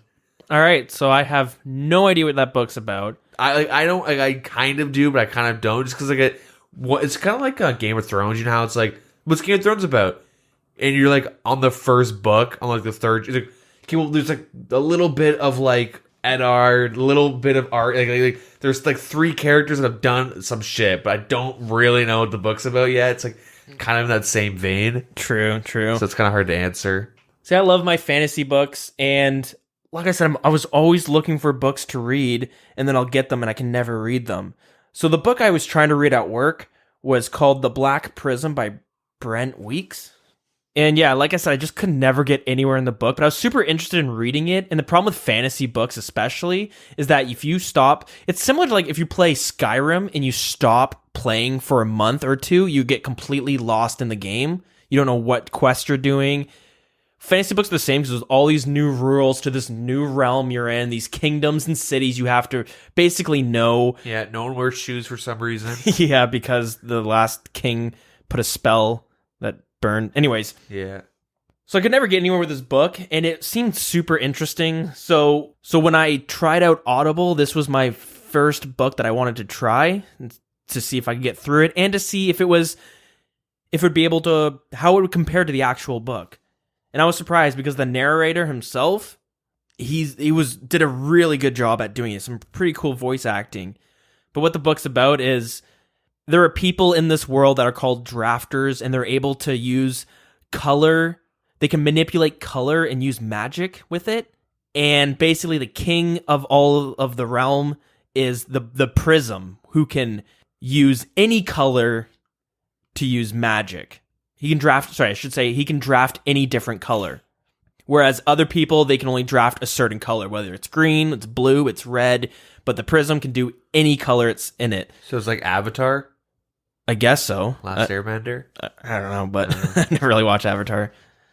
But it's pretty cool, and it's about basically some of the cities, similar to Game of Thrones, where you have the one king overlooking everything, and then you have the lords of other cities begin to kind of war with one another. Conflicts are about to happen, and the prism is basically capped on how long he can draft any color before, I don't know what happens, but something happens after 21 years, and the guy's getting close, and they don't know who the next prism is, because you can't vote for the prism. There's just one of them somewhere, and he has to get chosen to be the prism who can draft any color. Anyways, the audiobook is really fucking good. The book itself is awesome. So, yeah, maybe if you're in the same situation as us, give it a try. Try out audibletrial.com/wild. Again, you get a free trial of 30 days and a free audiobook. Anyways, we're going to move on to Q&A. Those 2 things we're going to be having in each episode, maybe not as long as that. They're not going to be as long in each episode, but since we're introducing it, we want to give you guys the full rundown on some of the reasons why we're doing this. Yep. All that good stuff. Anyways, Let's move on to the Q&A, because a lot of people wrote in questions this week, and it'll be fun to go through them. So we're just going to go in order of how they were actually sent to us. So first was sent by Bully, and he says, when you guys started this podcast, do you think it would get this popular this fast and along with the CC? What has your favorite moments been with the clan chat in the last year? I think it's pretty fair to say that I at least I didn't expect this podcast to do as well as it did. Yeah, I kind of just assumed 2-3 people kind of filter in and out like through CC and stuff like that. Like I really didn't expect anyone to like kind of stick around. And the little times I do jump on like now, like this past week and stuff, I'll see like, a good handful of people, like 20 plus. I don't really know. It's like 15 to 20, which is... Yeah, like I see a good amount, and like there's always like different names too. Like I see like a lot of new people coming in. And I'm not even going on like peak hours too, so it's like I'm always like, oh shit. Don't really expect it sometimes. But yeah, it's really nice. The main thing I'm actually like really surprised, like it's like we're like I don't know. I really like the community that we've actually like built up. Yeah, in terms of like there's like a lot of people, everyone's like really cool. So that kind of wraps like my favorite, like I guess moments would be like going to the Rev Caves when it first opened with like a bunch of people, doing like bandos and stuff where we just kind of like mess around, like that typical stuff where we're just there just to kind of dick around and have some fun. one of Bully's giveaways where we went to like the draw party and we were all dicking around. That stuff's always really fun. Is that the Falador? Yeah, Falador room? Yeah, that was good. There's been a bunch of moments, but yeah, I was pretty surprised how fast it kind of grew. Like, I remember it was like episode 3, I think. I made a Reddit post trying to pump up the show a bit, saying, hey, we got an Old School RuneScape podcast. Come check us out. And then over the course of the next week, between the episodes we had out, we got like 100 downloads between 4 episodes, I think. Yeah. And I remember just being completely taken back by it. Like, I was like yelling to my girlfriend, like, oh my God, check this out. We have 100 downloads. I'm like, she's like, holy shit, that's crazy. So it was really cool. And I didn't It's over, babe. I've made it. It's been pretty cool to see. I never thought it would kind of grow to this. I was like, yeah, maybe there's some people going to check it out because podcasts are kind of lacking in the Old School RuneScape department. So people are just by default like, well, gotta find an Old School RuneScape podcast. Well, I guess I have no choice. You know what I mean?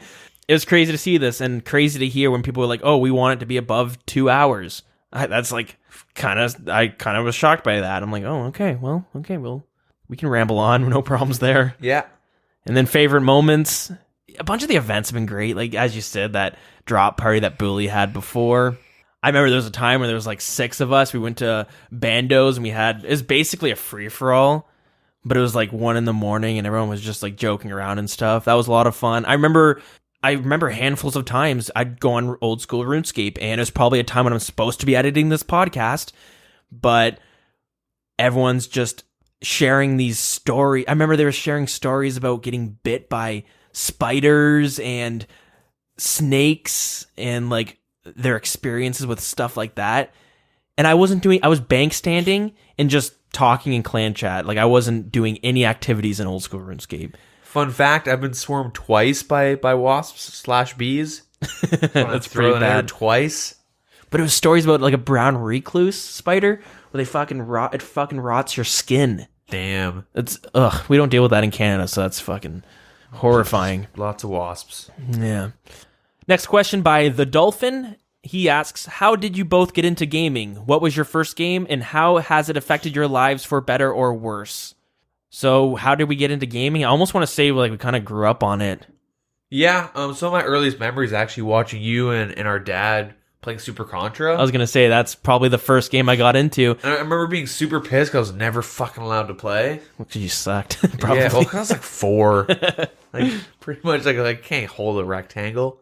Yeah, I remember all growing up and having the NES playing, Super Contra and watching my dad try to beat the game and playing a game like Renegade, where it's just like thugs fighting each other and shit. It was good. Really weird side note is I remember us going to the mall and getting Donkey Kong 64, and I was like shaking from excitement to watch you play it. I was like, oh, it's gonna be fucking sick.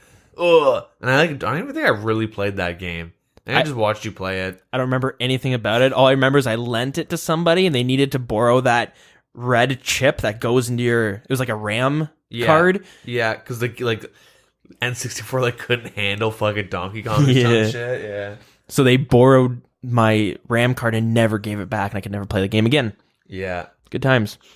I think my first game I actually played was StarCraft Brood Wars. This is the first time I was actually quote unquote like I was 7 or 6, but I was actually allowed to like sit down and play for more than 5 minutes. Like I was actually like able to go fucking play a game. And I was like, okay, and I like ripped through all the campaigns with cheats, obviously. Then I think you might have shown me BattleNet like online, and then I used to just like play so many different user map settings, and I used to play so much StarCraft back in the day. Yeah, that game was sick. I guess a funny story about StarCraft. So our parents got divorced when we were pretty young, and we lived with our mom, but she didn't have a computer or internet. So we only had like the Nintendo 64 or the GameCube and shit. But when we went to go see our dad every other weekend, he did have the computer and internet. And I remember we would play StarCraft online, and we'd use the user map settings. And what we would do was we each get to play one or two matches. And then we would switch turns. Then I go on, I play 2 matches. But I remember when Deagin would go on to play StarCraft, I would run to the library to play RuneScape down the street. Oh, yeah. You go play it for 40 minutes and you'd come back and then Deagin would run down there. I saw my first pair of titties through StarCraft. Oh, titty defense? Sexy mat or sexy turret defense or sexy siege defense. And it was like every time you cleared a wave, a part of the map would be unblocked. And there was like a shitty, like super pixelated like Photoshop of Britney Spears, like naked. Yeah. And I remember like I would make sexy map defense, and like there was a button like F. I don't know what F key was, but it would make your map black. Oh, you would do that for when the parents So walked like when in. my dad, like, who are you up to? My dad, like, our dad plays StarCraft and stuff, and like I don't want to be like, this kid's fucking 7 looking at titties. It's so like I don't want to be like, this isn't the StarCraft that I know. yeah. But so he would like now turn off the map. But the way they had that shit is like to see any type of nudity, it would be really easy, and then like you're gonna see your first nipple, and then the wave was impossible to beat. And then I eventually went, holy fuck, I can play this offline, just do Black Sheep Wall. And I like went to my own custom, like typed in, I was like, huh, that's what naked girls are. Look at all those pixels. Well, it was actually different. I don't think Black Sheep Walls would have worked because it had minerals across the whole map, and it would make the whole map just blue, and then as you beat it, the minerals would disappear with each wave. There was something I would do, and I would do cheats in user map settings, but like you could just like clear out all the nudes. And how has it affected your lives for better or for worse? I would say it's kind of like a double-edged sword. Yeah. Where I can spend a lot of time on this. Like, the thing is, I have a very addictive personality. Yep. So I can put a lot of time into video games, and there's a lot of great experiences I have with it. But that being said, sometimes I spend too much time on video games. Yeah, same with me. Yeah, I definitely, like, probable, I guess this past week, I can't really say it, but, like, that's the thing. It's been, like, a week, and I'm kind of, like, jonesing. Jonesing for some video games. Yeah. You got any of those videos? But, yeah, no, I think it's been, like, overall pretty beneficial. Like, I have, like, real-life friends. Like, I have online friends, too, that I've been talking to, and I've been really close with for, like, 9 years now. And I still talk to them daily and shit. Like my best friend is from online and all that stuff. So it's kind of weird that, how that's happened. So I think overall it's been a pretty positive experience. Yeah, it is pretty cool. And I remember, like, going to a new school, and this was like RuneScape, but going to a new school, and, you know, I was kind of an awkward person, but the way I met my friends was because I played RuneScape and he played RuneScape. Boom, I guess we're friends now, you know? Yeah, it was actually like the same thing. Like, I remember going to a new school, being super awkward because this school I was going to went from like kindergarten to grade 6. The school is so small that when I was in grade 6, I was able to count. Like, we had a math class where we went and counted how many kids were in our school. Every single grade was like a 1, 2, 2, 3, 4, like they're split. So you'd have kids in both grades in one class. And it was like my first day, and I was sitting next to this kid. He was sitting with his twin brother. And what did he say? He was like, oh, I'm going to do like Black Knight's Fortress tonight. He said something about RuneScape, and I went, I play RuneScape too. Like, what? What's your name? And then whatever my RuneScape name was. And they're like, oh, no way, these are our names. So like, go home, add them. They're total noobs. I totally owned them at the time. Yeah. They're like, whoa, you're level 50? Yeah, I had members at one point. Look at my tribal mask in my bank when they came, like when I'd go hang out with them or go meet at the library. But, yeah. I guess another way to kind of, well, it might affect it for the better, maybe for the worse, we'll see. But playing video games got me interested in doing a podcast, which got me interested in pursuing a career in maybe radio broadcasting in the future. So now I'm going to school for that. Yep. We'll have to see down the road how well that goes. Yeah, it's definitely, probably would not have thought about it otherwise. Next question by That's Johnny T. If you guys were stuck on a desert island separately, what one console or PC and what game would you choose and why? Love the podcast. Congrats on episode 99. First of all, PC. Game, though? Let's choose two. One that you gain internet access to, and one that you don't. Shit. I wish I kind of looked through these a bit more. Did some research. This is like all like, offline. You need something with replayability, because offline, you need that hardcore replayability. So it's got to be a roguelike game, I think. Yeah. It's also got to be really hard, because you don't want to beat it too quick. Fuck.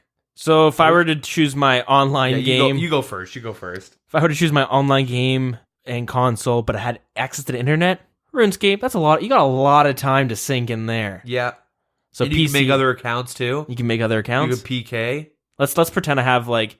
No, I was going to say, let's pretend I have a credit card. But you know what? You just buy bonds. It gives you more time to be stuck on that island. This is implying that you have good internet. Like, it's not, like, worse in Australia. Yeah, we're thinking pretty good. Yeah. So definitely RuneScape offline. Here's my problem with video games. is I try to be cheap in life normally, and I'll find a game, and my girlfriend doesn't entirely game too much. She plays a few games, but normally my argument, she'll be like, why do you need to buy another game? I'll be like, this game, I can do so much in it. I don't need another game. I can play this game for the rest of my, not really, but for the rest of my life. I can play Grand Theft Auto 5, play it a lot, and then fucking, the new Fallout game comes out, and then I go think the exact same thing. This game's so open world. You can do so much with it. I'll buy this game, and I won't ever need to play anything else. It has all my needs there. And I say that over and over again. Final Fantasy 15, No Man's Sky, Monster Hunter World. Yeah. Wait, did you say your offline game? Can't think of an offline game. Okay, so online, RuneScape, that's kind of boring though. If it can't be RuneScape, probably World of Warcraft, mainly because I have so many of my online friends that play it. Online? Yeah, online, yeah. Offline, a fucking hentai game or some shit, like one of those porn games. It's porn. You can't bring porn on an island, right? It's a loophole. It's a video. There's one. True. What's it called? Someone probably knows what I'm talking about. It's on Steam, but it's like Bejeweled hentai. You get points, and then the girls get naked. I don't know what it's called. My buddy bought it for me. Haven't played it, I swear.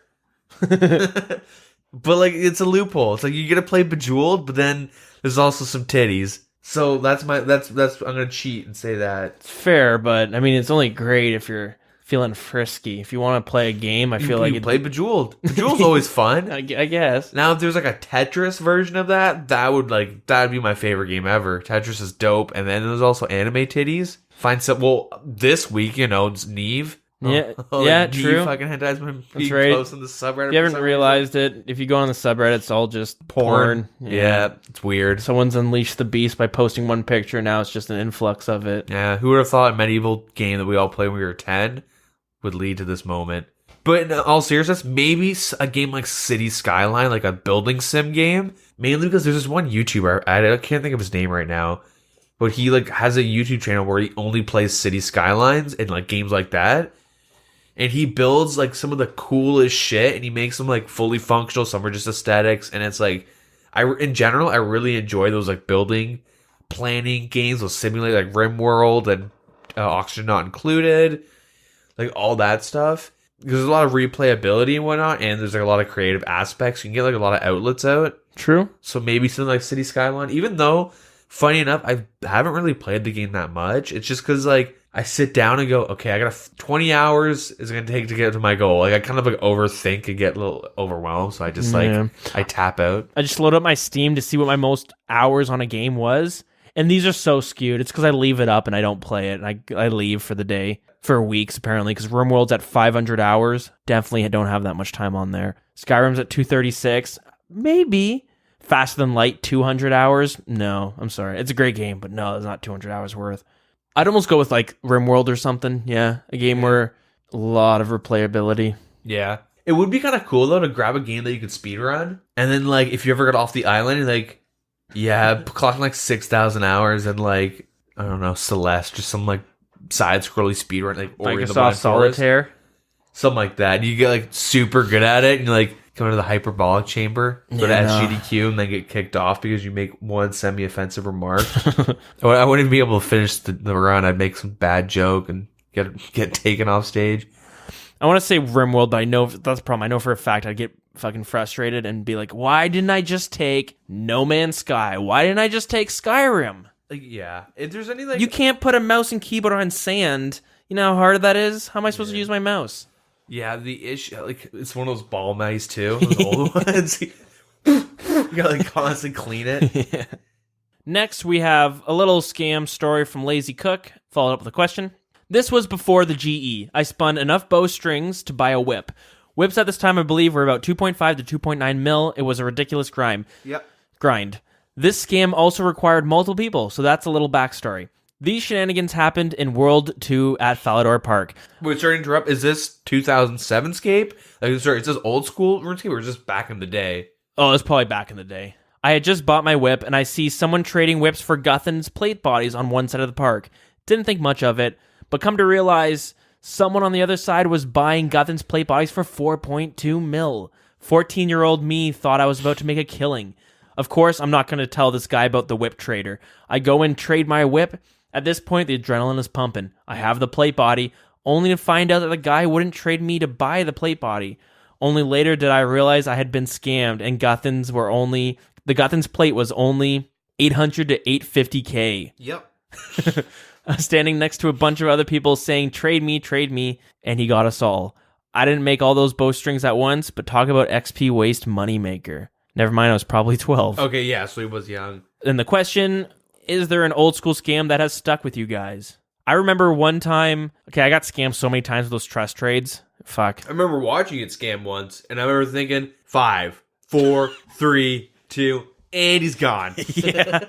Yeah, it was bad. I remember, so this isn't really a scam, but I used to make friends with someone, and we would talk on the phone. If we talked on the phone, I was like, he's never gonna fuck me over. You want my password? So I give him my password and username every time. Like 3 people I did it for. But one of them had screwed me over so many times. He had my password for my pure, where one time he was at the lesser demons, maging the lesser demons, and he was almost dead. He was like 2 health left.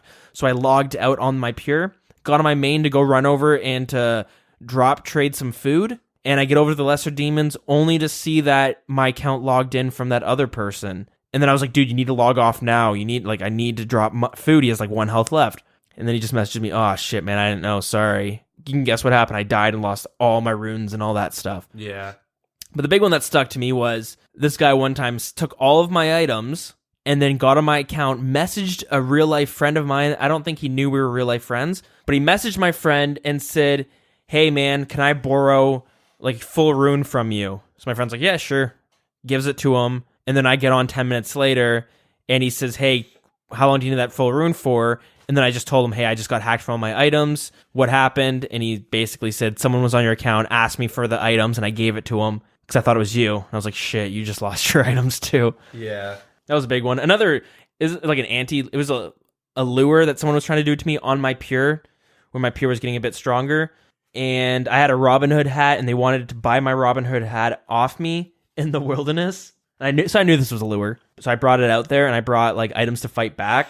And the guy came out with the Gmail to spec me out. And I think I had a DDS or something, but I ended up killing him when he came to rush me. He didn't have any money on him, obviously, but yeah, it felt nice. You got any scam stories? There was one when I was really little that trust trades and stuff. You know, that like the whole like the one time I got like, oh fuck. Okay, so I was really little, and what happened? So I was like hanging out in Varrock trying to like buy like Mithril Chain Body, who knows. I was trying to buy some shit, and I had full black, and some dude was like, yo, we're doing like a little trust trade thing. And so it was like me and like 3 or 4 different people went with him to the Romeo and Juliet house where Juliet is. And it was like, okay, everyone trades me their items. Whoever trades me the most amount of shit will win. Like, look, I have a rune full helmet. We're like, oh shit. And so like I'd go in and put in like 500 GP, maybe like my black like square shield or my kite shield, whatever. And then there's like one guy in full Addy, and like obviously it turns out that he's friends with the scammer, but he's like, last round to show what you got. And this dude like trades him full Addy, and he's like, you just traded me full Addy, like blah blah blah blah blah. No one's gonna be able to top this. And I'm like, I gotta go all in. And I fucking gave him like my cash stack, my like full black, and he just like boop, popped off immediately once I gave it to him. And I was like, what happened? And he's like, you just got scammed. I'm like, oh, well, that sucks. And I just went like, I was upset, but I was kind of just like, I remember like, that person's a meanie, that type of a thing. And like, yeah, I was pretty fucking pissed. I was really little, but it was only like, I ended up getting like armor in the same day. I want to say that was like also when I learned how to, you know, kill stuff and then sell it, like kill hill giants and then sell their bones for shit. I don't know though. My memory's kind of fucked with that, but I do remember like being kind of pissed, but like it wasn't really it was full black, right? Yeah. It wasn't really a big deal. I remember trying to scam people. Actually, the account I'm on right now, Deagin, used to be, and Dilz actually went and got it unbanned, but it was like permabanned because I had a really silly name before Deagin. I'm not going to tell you guys because I don't really want to get recovered, but let's just say my name's Poop Butt, because it was like honestly like it was Poop Butt. And what I would do is I'd hang out in Barbarian Village where like all the people were fishing and stuff, and I would like message people that would go to fish or that were like running around Barbarian Village, and I'd say like, hey, this is Jagex, and your account's compromised. You have to give me your password and log off immediately so we can secure it. But like Poop Butt is sending you this message. No one gave me their password. Got banned. I think I quit actually for like a month or two. Then Dilz was like, "You'll get unbanned," and then he just like put in a fucking like ticket. And then I had like 9.8 black marks, and they had that ban system. So I couldn't even be like, if I got reported for like swearing, I'd be permabanned again. And then another scam that I did with my buddies that no one ever fell for was you would like go stand somewhere with some people, and like if you typed in the right amount of O's and zeros, because zeros didn't actually like, this is back when zeros didn't have a slash through them. Zeros and O's looked identical. Oh yeah. But like it was like whoever types in the right O's and zeros wins money. And like I remember doing it, and like the scam just like, I don't know what, we were so young thinking that like we could get away with the scam, but like it made no sense, and like no one would actually trade us the money when they lost. It was really stupid. That's pretty much what that's it for my scamming stuff. It's a rough life being a noob in Gillinor. Oh yeah. It's cutthroat out there. Next question comes in from King Bob 423. He asks, what drives the podcast? RuneScape? I would almost just say like all the people listening and stuff. You know, it's fun to do it every week. It gives you something to look forward to actually doing. And then I know that as the CC started like filling up, you're like, holy shit, these people are listening and stuff. You know, for a while the CC would be like just me in there. But you'd see the numbers going up, and you're just like, oh, people are downloading it. That's pretty cool to see. Yep. And I know there were a couple weeks our first year where we just didn't do it because we were just busy. And sometimes it's hard to get like motivated to sit down for 2 to 3 hours, right, to talk. Yep. But like this year alone, I don't think we've ever missed one. We might have recorded late or early, but we've kept going. It's just, I don't know, it's crazy to see that people are actually listening, right? So yeah, I don't think I've ever had the gotta record. It's always like I'll be like in the middle of a game with my buddies. You'll send me a message. All right, time to record. All right, boys, I'm popping out. You just. And I just like, nah. I wanna if I can get this. Like I want to do this. Yeah. So I just enjoy doing it in general. Like I don't know, it's fun to like ramble about like RuneScape and shit. It's cool, and it's like it's fun. It's like it's fun to have a hobby, especially when I was at work every week, where it takes a lot out of me, and I never had time to. I come home late, and I'm exhausted from doing manual labor all day, and I just game and stuff and whatnot. But it was kind of fun to have a hobby that I looked forward and had to put all this work into doing. You know, it takes a couple hours every night. The reason we record on a Sunday and it comes out on a Wednesday because I'm just only have a handful of hours to work on it. It just takes a lot of mental energy to edit through it. It takes a lot longer than you'd expect. Yep. But it was fun to, actually have something to look forward to. And you're like, hey, this is what I do when I get home from work. Spend some time doing this. You just, little hobby. It's fun. Little passion project. So Weston296 says, since you guys mentioned 4chan, it reminded me of my favorite question of all time. Has anyone ever been far even as decided to use even go want to do more like? Maybe. Yeah, one time. Next question sent in from Melton. He says, what's your family's and significant other's perspective on what you guys do? There's a few questions here, but the first one is that one. Significant other, my girlfriend, she thinks it's pretty cool, I think. I don't think she cares too much. She's usually at work when we record. Yeah. There's been a few times where I had to like pause the podcast for a minute. Yeah, go upstairs and like, can you just keep it down a little bit? I'm recording. So it's gotta be kind of annoying, but she's pretty supportive of it. And family, I have been given video game addiction books for Christmas. Yeah. So that's my answer. Like we have an aunt and uncle that we're pretty close with, and they think it's cool, this whole podcasting thing. So because they would ask like, why are you going into radio broadcasting? So I tell them a little bit about this. I thought it was pretty cool. Do they know how avid gamers you are? See what I just said? Yes. I was given video game addiction books for Christmas. Or maybe it was my birthday. It was one or the other. I still have them, though. Yeah, it's always, you open it, thanks. Oh, gee, I can't wait to read this. I always wanted this book. Yeah. Is there an audiobook for it? There probably is. Yeah. I would say they know we're pretty avid gamers, mainly because we've done it like kind of our whole life. It's been like that hobby in the background, right? Yeah, well, for me, it's been my main hobby, I guess. Hence the video game addiction books. But yeah. With significant others, do you guys wait to talk about OSRS or gaming in general? I have a general rule. If I'm talking to any females, they think I stare at walls. Like, they're like, what do you do? Now, like Netflix and movies and stuff. Meditation. Like camping. Well, okay, you get home from school or whatever. What do you do? Oh, just what everyone else just kind of chills, right? Like, kind of like Dexter them. Like, don't really give them an answer. And like, it's like instead of like murder people. It's like play RuneScape in video games. Like I kind of like Yeah. I kind of like don't really talk about it. But that being said, like I have a buddy like I play WoW with, and he's been dating his girl for like 4 years, and she doesn't know he plays WoW. He plays 2 nights or 2. He dedicates Friday nights and Saturday nights to raiding for 4 hours, and like she doesn't know. Like he just goes to someone's house and just like you know what I mean. Like I'm not that bad with it. Like I wonder if like in the early on relationship she was like, oh my god, my ex used to play video games, and then he was probably just like, ugh, video games. I don't know, because like he made an offhand comment of like oh, my girlfriend's calling. And he's like, yo, pick it up. No, she's like, I'm playing WoW, and he just like all she knows is that like for like a couple hours each night on the weekend, like he's just somewhere. Not cheating on her though, obviously, but like he's doing something. And I'm not that bad with it, but like I've you know, I've had girls come over and stuff, and they're like they see like my computer setup, they see like a fucking big ass like tower with like a bunch of monitors and stuff. Like, oh, you like the computer? Like, yeah, I play games. What games do you play? Oh, you know, like Let me open up Steam right now and give you a little rundown. Yeah. So 1,000 hours of CSGO I stopped playing 2 years ago. Retired CSGO professional. A global elite for the majority of those hours too, believe it or not. I don't think anyone has any idea what you're saying. Like with my girlfriend in gaming, she's pretty cool with it. Like she plays a little bit of like League of Legends and stuff, and Yeah, she games. yeah, not a whole lot, but she'll play a bit. Sometimes I'll tell her stories of like stuff going on in RuneScape, and you just see like a deer in the headlights blinking blankly, and you're like, are you following the story? Yeah. Yes, I am following the story. And you're like, you don't have a clue. You know I'm talking about a video game, right? So you got the Samantha good sword, Sarah Dahlman God sword. Yeah. I'd be surprised with just that. Yeah.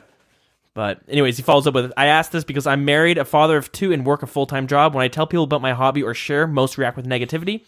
What's your perspective on this? And I feel like it depends on where you're actually... Like with work, it depends on where you're working. I work construction, so you have a bunch of men, we go home, we eat pizza, drink beer, and watch sports. Yeah. Not really big in the sports. I was basically the nerd on site. There's always jokes at my expense about nerdy stuff. It was like I didn't really care. I just kind of owned it. But you'd always see things like I remember Pokemon Go came out, and there's this older guy who was like something about Pokemon Go, and he was like, "Dilz, you must be huge into Pokemon Go." And I was like, "I don't really play it." Are you sure? You love that shit?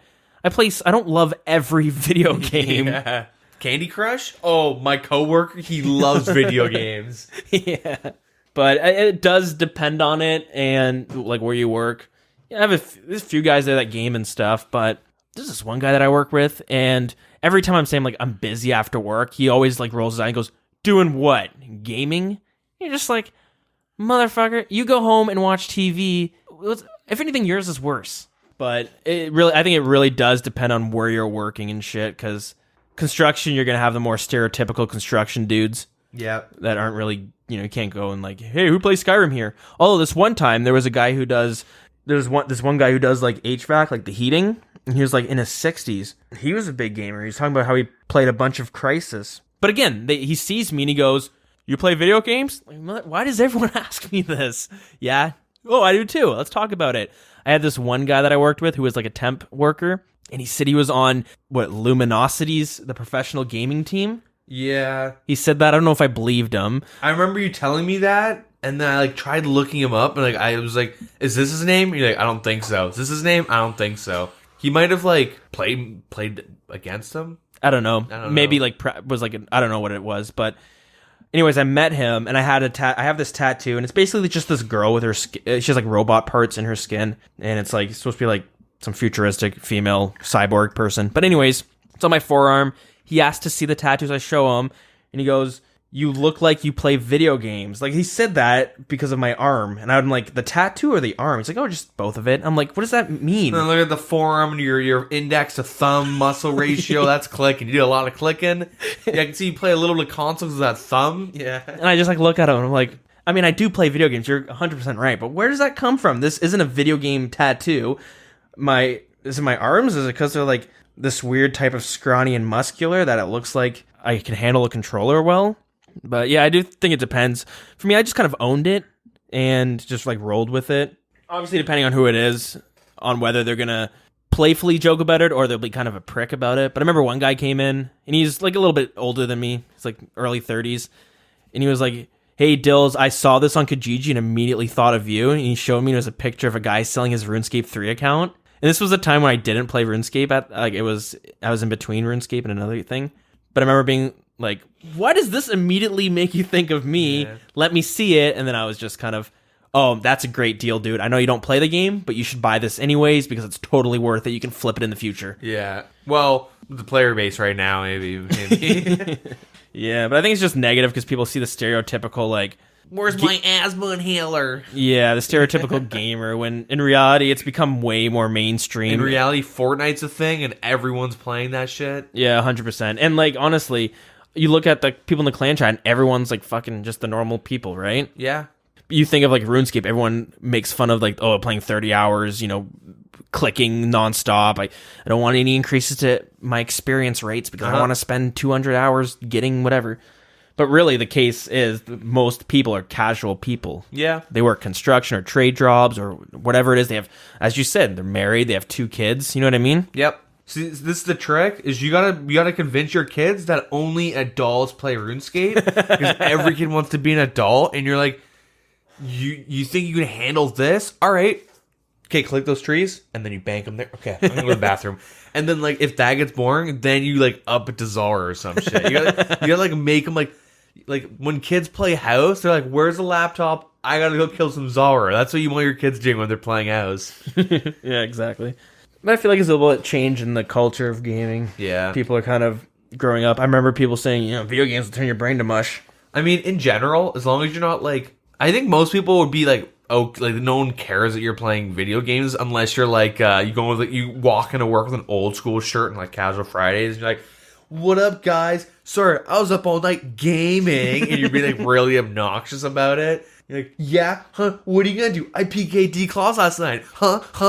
Like as long as you're not like being a fucking asshole to people, I don't think they really care what you do. And half the time, the people who are gonna like knock you for like playing games, it's usually because they're like pretty unhappy with their life. Like I noticed the guy would always, like the guy I was friends with, but he would always kind of knock me for because he found I played RuneScape, and then he finds like, oh, how grindy that game is, so he kind of knocked me for that.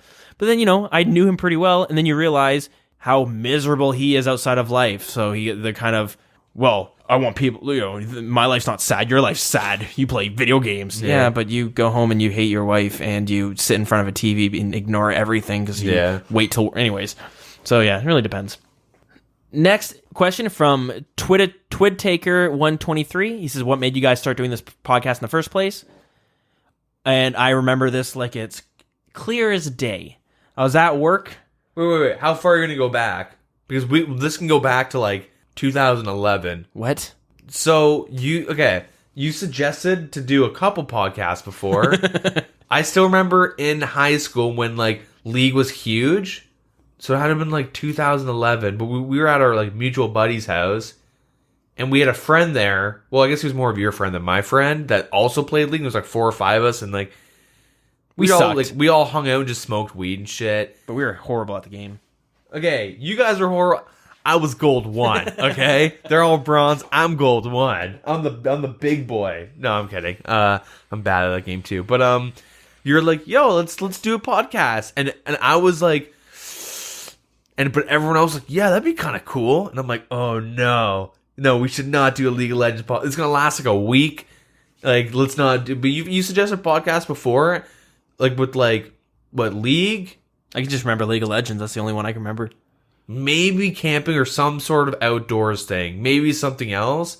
But I know you've suggested podcasts before, and I'm like, that would be really fun. But like, I know League isn't something I care enough to want to do like a podcast for.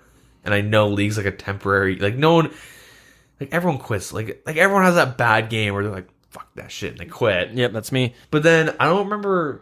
I guess you remember with the whole RuneScape thing. If you want to like start off from there, then. Mainly because I've listened to podcasts for years. I remember like I'm in high school and I was listening to them on the way home from the bus on my iPod Nano. I would listen to Screw Attack, if you guys remember that gaming website and YouTube channel. I don't know what the hell happened to them though. I should go check what's going on. But I've been listening to them for years. And it was They're dead. Yeah, probably. Yeah, I always liked listen to podcasts. Whatever I'm doing or playing, I will check to see if there's a podcast for it. Like literally almost everything. And one day I was at work and I got back into RuneScape again, and I was like, I'm going to go find a RuneScape podcast to start listening to. And I looked it up on Podcast Addict, which is this app I use on my phone that kind of connects all the podcast sites. Looked it up, and there was no currently running RuneScape podcast. There's 2 RuneScape 3 podcasts. They've been going for a long time too, but I could not find any that were going for RuneScape, old school RuneScape. I found a couple that were going that had episodes, but they post like you guys probably have seen, like, if you look us up, you probably see the other podcasts. 2 episodes, last one 3 years ago, right? Yeah, and like I don't know if there's people. I honestly don't know if there's viewers that listen only on YouTube, like listen to us. But if they do, they can probably they probably know where I'm coming from. Where like there's other places that do podcasts, but they'll do like 1 episode this month, 2 this month, and like they're not really consistent, and it's just kind of like random. Like it's the same thing of like 8 people that just kind of get in and they just kind of over talk each other. They just like.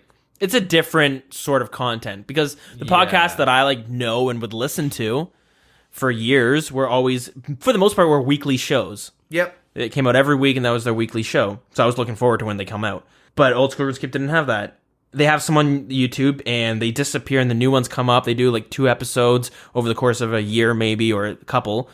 And they're not bad, but they never scratch that podcast itch. And honestly, I never even thought to look up YouTube for podcasting. I just looked on the app, couldn't find them, and straight up, I couldn't believe that there wasn't an Old School RuneScape podcast. I was actually shocked because it came out in 2013. I think it was like 2015 when I looked for this podcast, and it wasn't there. And I couldn't believe it because I played a game called Destiny, and Destiny doesn't have updates that happen that often. They have DLCs that come out 3 times over the course of a year and a half. They have DLCs that take away fucking content of the baseline game. Yeah, exactly. Yep. Yet Destiny had at least 2 weekly podcasts. So that's why it blew my mind that Old School RuneScape didn't have a podcast yet. Because this game gets weekly updates. You have a dedicated player base. Destiny has a much smaller player base. Barely gets updates, yet they have something to talk about every week. And when I played Destiny, I was listening to the Destiny podcast. Yeah, and then I didn't see it. So then I remember I messaged Deagin and another friend of mine saying, hey, you guys... That always trips, sorry. Keep on. No, I was going to say... And I messaged them saying, hey, do you guys want to do an Old School RuneScape podcast? There's not really any going on. And, it's kind of one of those things where I wanted to find something, couldn't find it. So I was like, okay, let's make it ourselves then. Yeah. And then I remember you're like, let's make a RuneScape podcast. And I remember thinking like, This is another podcasting idea. But then you gave me the reason like, dude, no one does it. And then I'm like, we've actually been playing this game on and off for fucking like 14 years. And this is like, if we do a podcast, we could easily stick through with this. Like I like kind of always want to be an entertainment, like somehow in the entertainment business, whether it's stripping or like podcasting. But like, those are the 2 on the table. Podcasting or that's pretty much. But even then, with all the podcasting and stuff, I can't strip anymore because my body's like it's gone. But in all seriousness, though, like I don't know, I was like, you know what, this would actually be really fun, and like I like RuneScape enough that I can always talk about it. And even if I hit like a stint like this where I don't play it for like a month, I still go on the subreddit every time I take a dump. I still. Like watch like Torvesta videos and a friend videos. Like I still like always like to just know what's going on in the game. So like, I was kind of like, you know what? Worst case scenario, like if Dilz doesn't want to do this in like a month or 2, I might just continue it. But like at this point, it's like fuck. Like when are we? Like I don't think we will stop at this rate. Like we're just going. Yeah. We have like more things we want to do. It's going really good. Yeah, it is, and it's knock on wood. Yeah, like I think back, I remember when you confirmed it. Yeah, I'm down. Other buddy confirmed it, later dropped out. But anyways, another story for another time. I got super excited, and Deagin was about to start school, but he was a couple months from schooling because this must have been in June when I asked him. Yeah, and we started September. Yeah, like just before. And probably episode 1 is probably like. It's probably super echoey, but it's like, yeah, started school next week. It's probably like super. I know the audio's really bad, but it's pretty bad. But I remember, I got super excited when everyone's like, yeah, let's do it. I went ahead and made a YouTube channel, I think. I made Twitter, Facebook, did a bunch of research on how you even do podcasting, what things you need to do. So if you look at Twitter, it's like started in July, like 3 months, 2 months before we started podcast, because I was just so excited to start. Funny side note, if you actually go back and listen to the first episode, every time I talk, you'll hear like a button being pressed, because we use Discord to like, well, I guess not anymore, but we used to use Discord to chat, but then we record like on audio software on our computers, and I use Discord. Well, I use push to talk on Discord, and I hate open mic, and so in my mind, I just assumed that like the program wouldn't pick up, but you can hear me key to talk every single time, and I have the keyboard. I actually brought it with me with the move.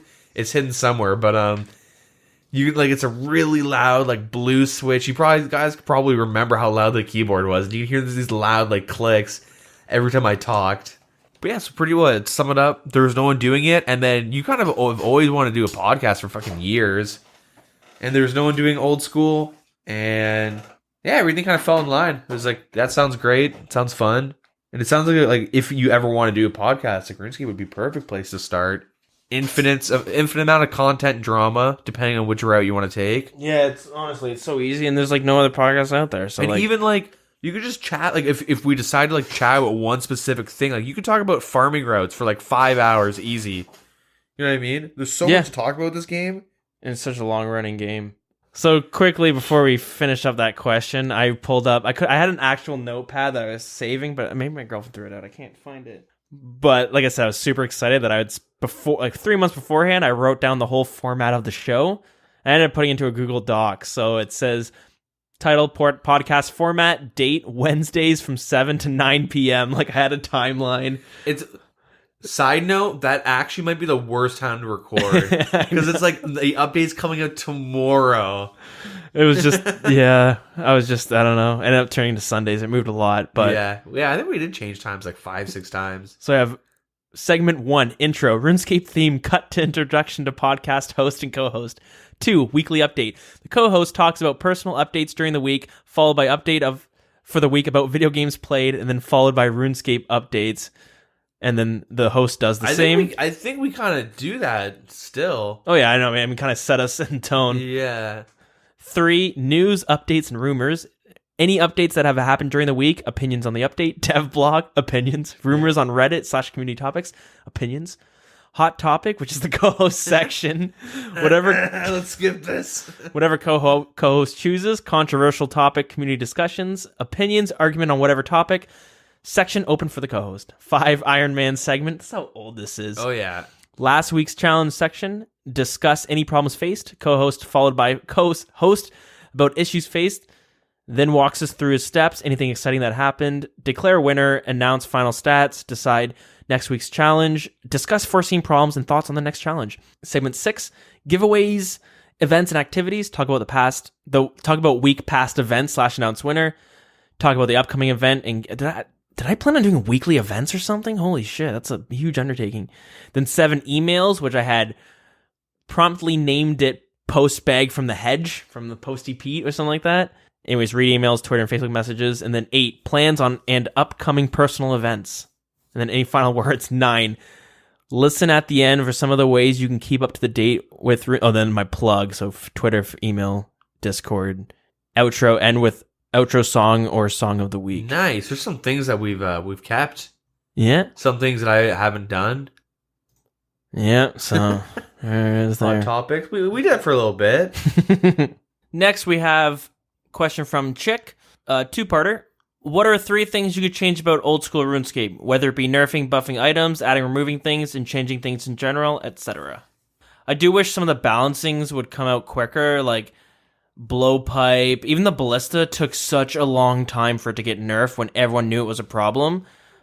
I wish part of it is like I wish Jagex would be swifter with their changes, because like a buffing and nerf, you don't pull it. But also, I wish they had the right vision for the game. Like they might be adding in all these good stuff, but like you can see it now where the whole polling system was because people weren't confident Jagex would be capable of making the right decisions that are right for the game. You know what I mean? What kind of game puts the players in charge of what updates they get, which is great. Yeah. But it also shows like a lack of confidence from Jagex's end. I think a lot of it comes down to you can't blame us because you voted for it type of a thing. Because like that happens like every fucking game like goes to shit because of the devs, but like, or it's because the player base. You know, what if the player base demands something and then the devs follow up? It was actually a bad idea, but it's still the devs' fault. Like, I think this kind of like takes them out of the equation for ruining something. Yeah, like so 3 things to change. One of them I do. This is a weird one to say. Sometimes I wish they would remove the polling of all the things, but only because it causes Jagex to have short-sighted goals and not long-term because they need to worry about getting the next content passed through the polls. They don't think down the line. But also because sometimes it might be a really good idea, but people vote selfishly on Oldschool RuneScape, or Jagex has to not only worry about the content being pulled, but the way they word it has to be worded properly. Like most games, you look at like World of Warcraft and stuff, they have a team they're pretty confident will deliver the best possible game they can. Yeah, but there are like some things that they do that the player base yells at. Like like I've been playing a lot of WoW recently. There's 2 things I've noticed very different between Jagex and Blizzard is that Blizzard will have some insanely stupid bugs in the game where like they reworked like how like items scale, so like you have different like stats and stuff as you level. Blizzard did a beta for like for the new expansion, and they fucked up like how they scaled items, and like you couldn't level. Like you would hit like certain blocks, you couldn't even kill one monster because you're so weak, and people like reported it in the beta, and they didn't even fix it. Like blatantly like big bugs where like items were just bugging it. Like this expansion is super buggy. Everyone complains and reports them. They don't do anything about it. Like at least Jagex, like if there's some shit that goes down that the community's kind of like bitching about, like collectively, not like 1 or 2 people. Like the community for Blizzard was collectively bitching about these issues, and then they just ignored everyone. Like at least if everyone's complaining about something, like you get Mata Ayeza like said like this is blah blah blah. You know what I mean? Like you actually get like J-Mod's replying to you on Reddit and shit. I should say part of the reason why I say like remove the polling thing, but like sometimes if Jagex makes bad content or something's too strong, they take way too long to nerf it. Yep. So I wish they were like more just swift on things. I wish they had they knew exactly what they wanted from the game, but were doing the right game. Yep. It's weird. It's a weird one to say, but it might be asking for a lot. I don't know. What other things would I change? Adding or removing content. So number 2.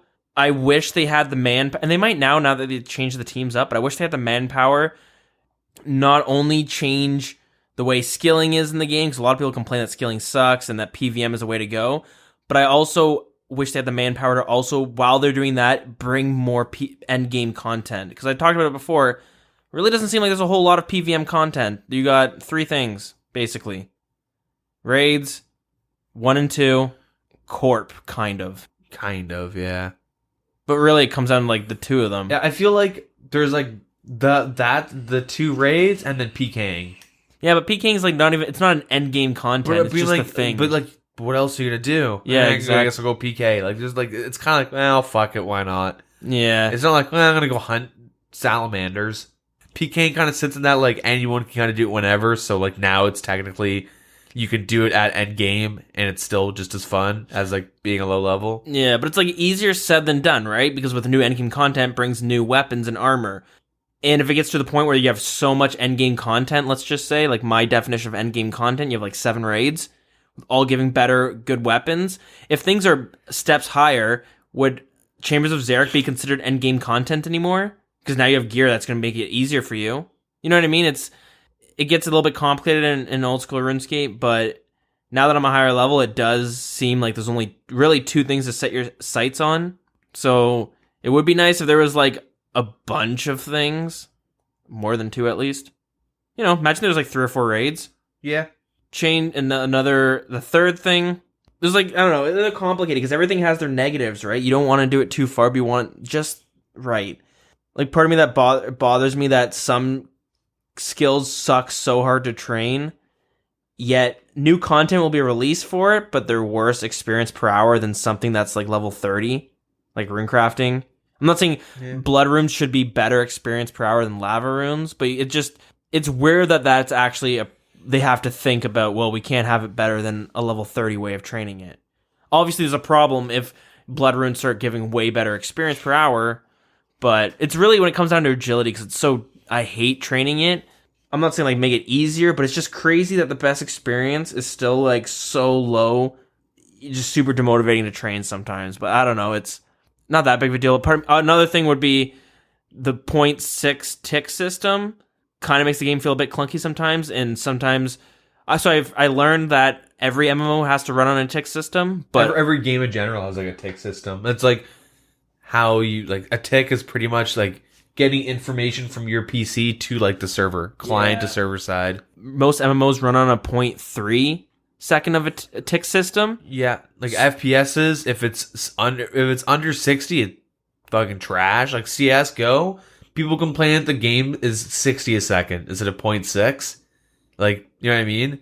Oh, there's okay, 60 ticks in 1 second for CS:GO. Like, or when I play, like you play like ESC, like people pay extra money to play 128 ticks in a second. Like, like people are so like, I need that info ASAP.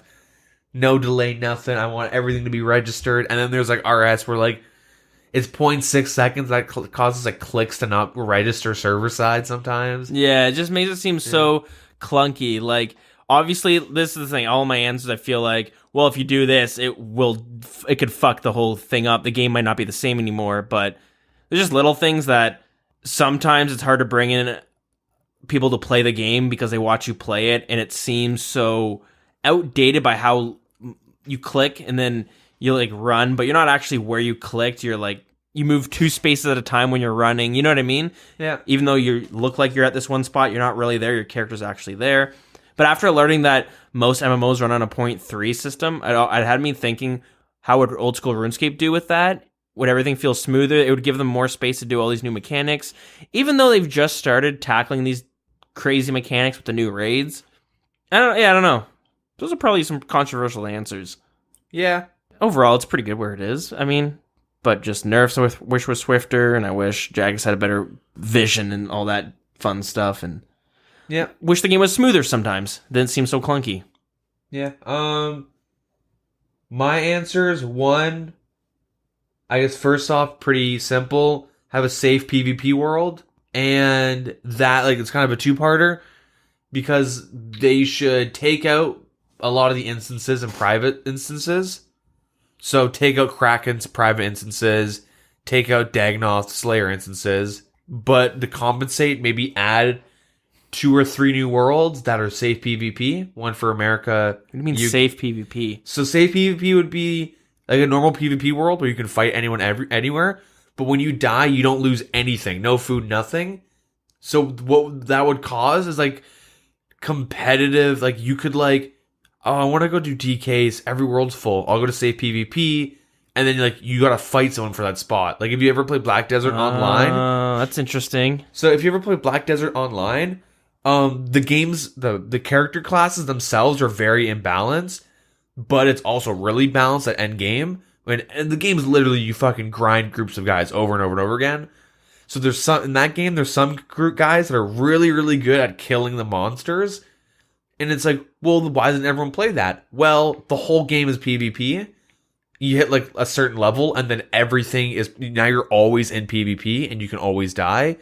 So then there's other classes that are really good at PvP. And what happens is when you get like the end game content, end game grind, I should say, and you're limited to like 12 worlds or some shit. Like you're very limited. So what happens is you have a lot of people fighting over like 2 or 3 spots to grind. And it causes you to either, 1, I'm going to try and fight this guy, or 2, I'm going to try and outgrind him. I'm going to try and kill the monsters faster than him. So then it's like, well, this guy can kill the monsters faster than me. Can I kill him? Am I better than him at the game? Is my class better? You know what I mean? Yeah, that's kind of cool. It's the same thing with like RS for like Dagonoth King's perfect example. All right, am I going to go there? Should I bring like a Kodai instead of a Trident so I can Blood Barrage and Ice Barrage? Because that would give me a huge advantage if someone tried to attack me. Yeah. You say you're going to Bandos and you're going with 6 buddies free for all, and you're like, man, these groups of 2 and 3, these groups of 3 can stay here for 4 hours. They're taking these worlds. We have 6 people. Let's go to one of these PvP worlds and just fucking wipe them. Like, no one loses anything. It's fun, and like you're able to like fight over spots. Like, imagine watching some dude about to kill bandos, and your strat is to like you have a scout. He's about to kill it. Let's all jump in, kill him, and then steal his drop and move to the next world. Yeah. Like, it would be really cool to see like weird shit like that. I think that would be really important. Like, I think it's kind of like good for the game. Less items being generated, but also like more of a competitive options, I guess. Yeah, I'm surprised I never heard that suggestion before. That's a cool idea. I never really thought about it. Yeah, it'd be pretty cool. Second is better support system. Yeah, that's a big one. That's a good one. Account security like wraps into that. This game has laughable account security. A game that, like, I talked about it before, but there's like literal like tools that also have. Here's a side note. You can click this and it'll automatically set the best options to hack someone on RuneScape. Yeah. Now, whenever this program's open, this rat automatically takes screenshots when these mouse clicks happen to get your bank pin and shit. Like, you know, it's kind of ridiculous. How focused some people are on hacking and how easy it is to get hacked. And half the time, in order to get noticed, you have to get popular posts on Reddit or Twitter. Yep. And a lot of that depends on what time you're posting at. Yep. Which is 9 a.m. EST, 9 a.m. to 10 a.m. I guess the third one would be to change the idea or like remove their current, like the community's current idea of power creep because it's completely misinformed and it's literally, I bitched about it before, but it's literally the most counterproductive thing you can do. Yeah.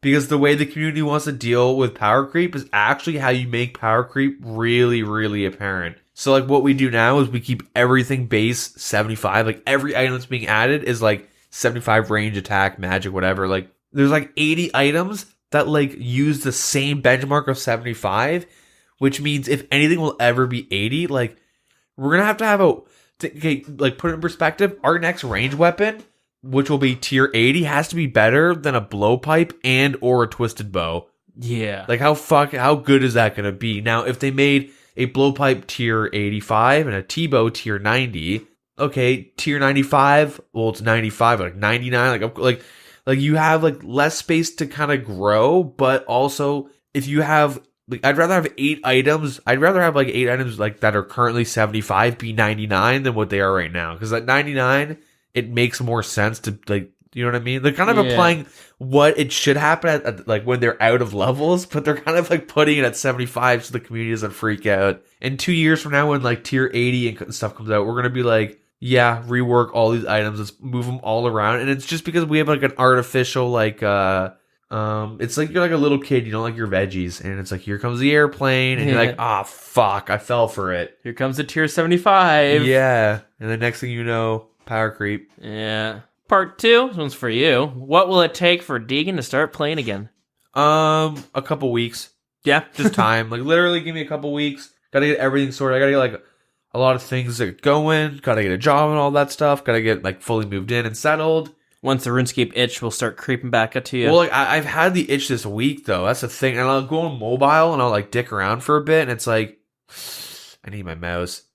It's like I want to get settled in. I want to get like a job like set up. I want to have like everything going, and then I'll be able to like start playing games in general. You know, not instead of like play the PS4 for like 30 minutes or something. Yeah. Like, I want to actually like sit. I won't really be able to game that much for like a little bit. But yeah, just time. That's my answer. Time heals all wounds. Yeah. Next question comes from Y Dustin. This is another two-parter. First one, would you guys want any skills reworked in old school RuneScape? I think if any skills were to be reworked, it would be smithing. RuneScape 3 is doing this, but it makes total sense. Where it already has a 99 level requirement for a bunch of items, which is like rune plates and stuff. And you know how good it's tier 40. You know what I mean? Yeah. So it's really just become a skill you train for items to alch. So I feel like that's like, I don't know what you would do, right? Because what are you going to bring them down to require level 40 and stuff? Then it's a really hard one to rework. But that's like one of the only skills that are capped at 99 and they have been for years. So I think it's a pretty big one. I wouldn't rework anything, honestly. I like them. Even like agility. Like I fucking hate agility. Runecrafting is, I like that. I like having something that like I don't know. I like what all the skills do. I don't know. I wouldn't change any skills, to be honest. Yeah, they all seem pretty good. I'm just like thinking if there was a skill that would be reworked, it would be Yeah, probably smithing. Smithing, yeah. Because it's been like that for years. Yeah, the main thing is that you can get so much. You can get like 450k experience an hour smithing. Yeah, and plus, Runite sells for a shit ton of money, right? Because it alks so much. So you can't rework smithing without reworking a bunch of different things. Yeah, and that's the big thing is that Runite bars will like kind of start to tank a bit. Like in general, like I mean, actually I lie. It's probably what it's probably alk value right now.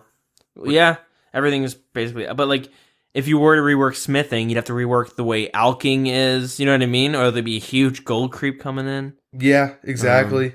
So I didn't even think about that. It's tricky. You have to rework the alk values of a bunch of items. Not with Rune, then you have to rework it with Dragon, right? Probably, maybe. I don't know. Yeah, at least Rune, you have to make it like fucking. Then you have to rework like every Slayer table because there's 30 fucking things that like everything drops 30 pieces of Rune. Like you could Iron Man a whole set from like a dog. Yeah, it probably never will get reworked in our game, and RuneScape 3 is having trouble figuring out how they're actually going to do it, right? At least from what I'm aware of. Maybe the health. I mean, health is just your health. You can't really rework it, but get anything from it, really, right? Actually, you got 75. You can finally wear those other items, the Zenite. Yeah. The second part is, what do you guys think of Oldschool introducing new skills? Could Oldschool get their own version of elite skills? I don't even know what that is. So RuneScape 120? Oh, like sort of, but like RuneScape 3 released Invention. And if I'm not mistaken, you need certain levels in other skills before you even start doing Invention. So it would be like a skill you can't train at level 3 right off Tutorial Island. You need to like get to a pretty high level overall before you can start training it. I think if they were to release a new skill, and I think RS3 makes this issue or makes this like mistake, sorry, is that like imagine if construction came out. Okay, that's a bad example. Imagine like fishing came out today, but like you needed to craft the nets. You know what I mean? Like they link new skills like directly to older skills. Like divination's perfect example. You like craft like mineable rocks that you place the GE and everyone mines it. And you get free like if they put a new skill in, I would like it just to be a new skill. I mean, I don't really want one right now, but the closer I am, like the more like I'm not close to maxing, but like the more I skill and stuff, the more I'd be like, you know what? It'd be kind of cool to have like a new skill. The only issue is that the most popular suggestion is Artesian, which is the fucking worst. I'm sorry, but it's the worst idea I've ever heard, which is Slayer but for skills. So if that's what people are leaning towards, like no. The problem is if you look at every skill that's in the game, all the rewards that come from it, like things that they had to rework. You look at Herblore, you have to come up with all these potions, start adding herbs to all these things. Got to add secondaries, right? Yep. Got to add all that. Slayer, it was kind of easy actually. You just make it so you can kill these other monsters, drop these uniques. Construction, planks from logs. Yeah, all these new. And before we never had that many beneficial areas in the house, right? But we've had now there's like you had portals and stuff before, but you never really had. Well, now it's OP as fuck with the pool and all that stuff. It's really hard. Like you need to. It'd be a game changer, but like, how do you make it a game changer without? How do you make it add another element to the game? I've thought of this idea. It's probably a terrible idea, but it was kind of like a swimming skill. Now I was bored one day at work, so bear with me here. You get a swimming skill, okay, and now there's like an Atlantis area. It's a huge area. So when you go into the underwater, all your skills go back down to 1. So instead of it being like, let's say you have 99 in everything, what it would be on your stat thing underwater would be 1/99. So it'd show that you're 99 thing and all that. And then you'd have to train all your skills again underwater, but there's different armors and different weapons. There's like a different type of rune that you can get from smithing and all that stuff. And the higher level your skills were outside of the water, the faster that you would get experience. But you could never get 99 thieving underwater if you didn't already have it above water. And this, and then it would just unlock all these different ways of doing things, all these new weapons that could only be used underwater. Maybe you could bring some out of it. I don't know. And I was bored one day at work. You have like a raid underwater, and then you need to so you have to retrain all.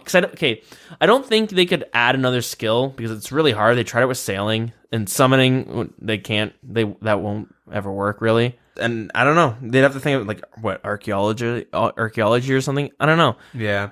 I think the only way they could do it is by releasing an area that either it had the skills there, but they didn't work in Gillinor. You know what I mean? Like it's almost like a mini game. I honestly don't think it'll. I think it'll be a couple of years before we see a new skill actually have support. Because the issue is that if there's a new skill coming out, but it's bad experience like runecrafting or agility, people are gonna fucking hate it. But if it's like smithing or like 500k experience an hour, well now it's too fast and you're gonna be done in a week.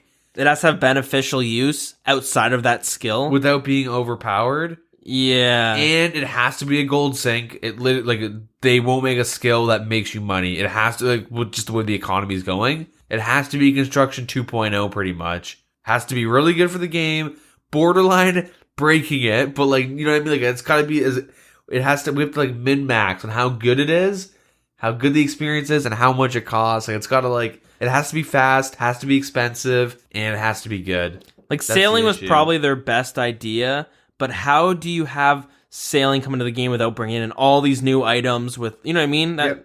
Sailing would have to introduce a new tier. Yeah. I mean, invention, that one, again though, it's going to buff all damage rates and defense rates, because what invention does, from what I'm aware of, is it adds perks and stuff to your thing. Not a bad idea, but like hell, we can't even get a tier 78. How are we going to get something that buffs all the items? I don't know. You have to really think. And again, Jagex has to look short term for all these things, right? You can't. There's so many things you need to keep in mind. You need to keep in experience rates, gold rates, just the skilling community in general. Then what about PvP? How's it going to work in PvP? Yeah. How's it going to work in PVMing? You know what I mean? It's a lot for them to take on, and I feel like I don't know how they could satisfy everything. Yeah. You can't just have an arbitrary skill like golfing. Golfing, yeah. Or imagine something like obsidian crafting, where you're going to craft these new obsidian items, and it's just, well, why not put that in smithing? Well, money laundering. You go to different banks, and you have to launder money for the wise old man, because he stole from that one bank. All right, move on to the next one, though. Next question is from TwitTaker123 again. He says, what skills would you want, if any, from RS3 and old school RuneScape? None. Divination, gross, summoning, literally made me quit the game. Invention, yucky. I don't like the buffs and stuff. I don't even know the buffs. And it turns into dailyscape, so none. It did a great job at reviving a bunch of items that were worth nothing, though. Yeah, but I hate my dailies. The sailing part seems pretty cool. I mean, I haven't got to it where I could actually try it, and everyone tells me you'll be extremely disappointed, but I like the idea of a player-owned port. Yeah. That's cool. Dungeoneering is the only one I'm most okay with, and that's just because I really like Xerix, and everyone's like, you like Xerix? You'll love Dungeoneering. Dungeoneering's fun. It's just more of a minigame than an actual skill. That's the problem, right? Yeah. This isn't a skill, but they have a fucking awesome skybox. Where the hell is that weather system that they promised 2 years ago at RuneFest? They said there would be a weather system where Karamja might experience heavy rains and it might flood, Things like that, where it'd be snowing in certain areas or thunderstorms, but also it would release either a new skill or a new magic spell book where you can manipulate what the current weather is to do stuff, whether it gives you buffs or... That's a cool idea. Yeah. Next question from Antoine380. He says, in a podcast much earlier, you guys said you had the intentions of a podcast consisting of 3 people, but one of your buddies staked his bank and stopped playing. My question is, does he play? And how do you think your podcast would have been with him? And will he be on the show at one point? So actually, we did mention him earlier today too. Does he still play? Actually, so the last time I seen him on prior to this was in November. He came on for a bit. I have a feeling, though, he just staked a bit, and then I haven't seen him on since. Following question, how do you think your podcast would have been with him? I feel like it's better just the two of us. Yeah, my honest take, I would be arguing with him a lot. I know I would have been like, no, you're wrong. I'm right because of this. There would be so many fucking arguments. I mean, I like the guy. We get along really well. I don't know. He wasn't really the biggest scaper. And the way he played the game. I mean, it's not that he wasn't big. He didn't play it for a long time. Yeah, we were huge into it back in the day, and then now we're big into it again. Yeah, we kind of got him into it, but the way he played the game, I just didn't really agree with. And he'd be like, oh, blah blah blah blah blah, and then I'd be like, no, you're totally wrong because of this, and he'd be like, no, you're wrong because of this. Not heated arguments, but I feel like if he was on, there'd be like a lot of like arguing. Dills would have to edit it out. You'd just like, oh, for fuck. All right, I'm gonna take a shit. You guys suss it out. Yeah. I do know, like, he wanted to PK a lot, so he made a 1. It's a pretty good account. He made a 1 defense pure, but the thing is, he would get on and literally just go to the experiments, the Frankenstein's experiments or whatever, and train there. And they're good experience rates to a point, but they're also not as good as they were. Well, you got sand crabs and shit now, right? Yeah. But you would tell him that, and you'd be like, no, they're not. Still, yeah. Experiments are the best way to go. He refused to fucking PK until he maxed out. Yeah. That bugged me so much. Like, dude, you're not going to max out. You're going to get bored and quit. Or find the duel arena. Yep. So then, he found the duel arena, stanked his bank, said it was the craziest rush he ever had, staking 200 mil, but he lost it. He was also very confident that he figured out a system on how to win in the duel arena, like 90% of the time. Yep. And you're like, no, it's always chances. But like, no, you don't understand. I figured out how the pit system, I know a way you can like manipulate it. And you're like, that's not true. That's not how that works. I'm telling you, I win 90% of the times because of it, except for this one time where I lost everything. Yeah. Yeah. So you technically won 0 times because you have nothing. But I also think it's just easier to do the podcast with 2 people instead of 3. Yep. Less worrying about talking over each other. It's like it's a bit of a skill. You know what I mean? With 3 people, I can't even imagine. Yeah. And like, dude, these go on long enough. Imagine adding like an extra 30 minutes, 40 minutes, hour. Like, and will he be on the show at one point? Maybe if he starts playing again. I saw him plop on. I don't know how long he was on because I only noticed he was on because he logged out, and I saw that. If you ever see a random name with a ranking in the clan chat, and you might not recognize it, it might be him. Yeah.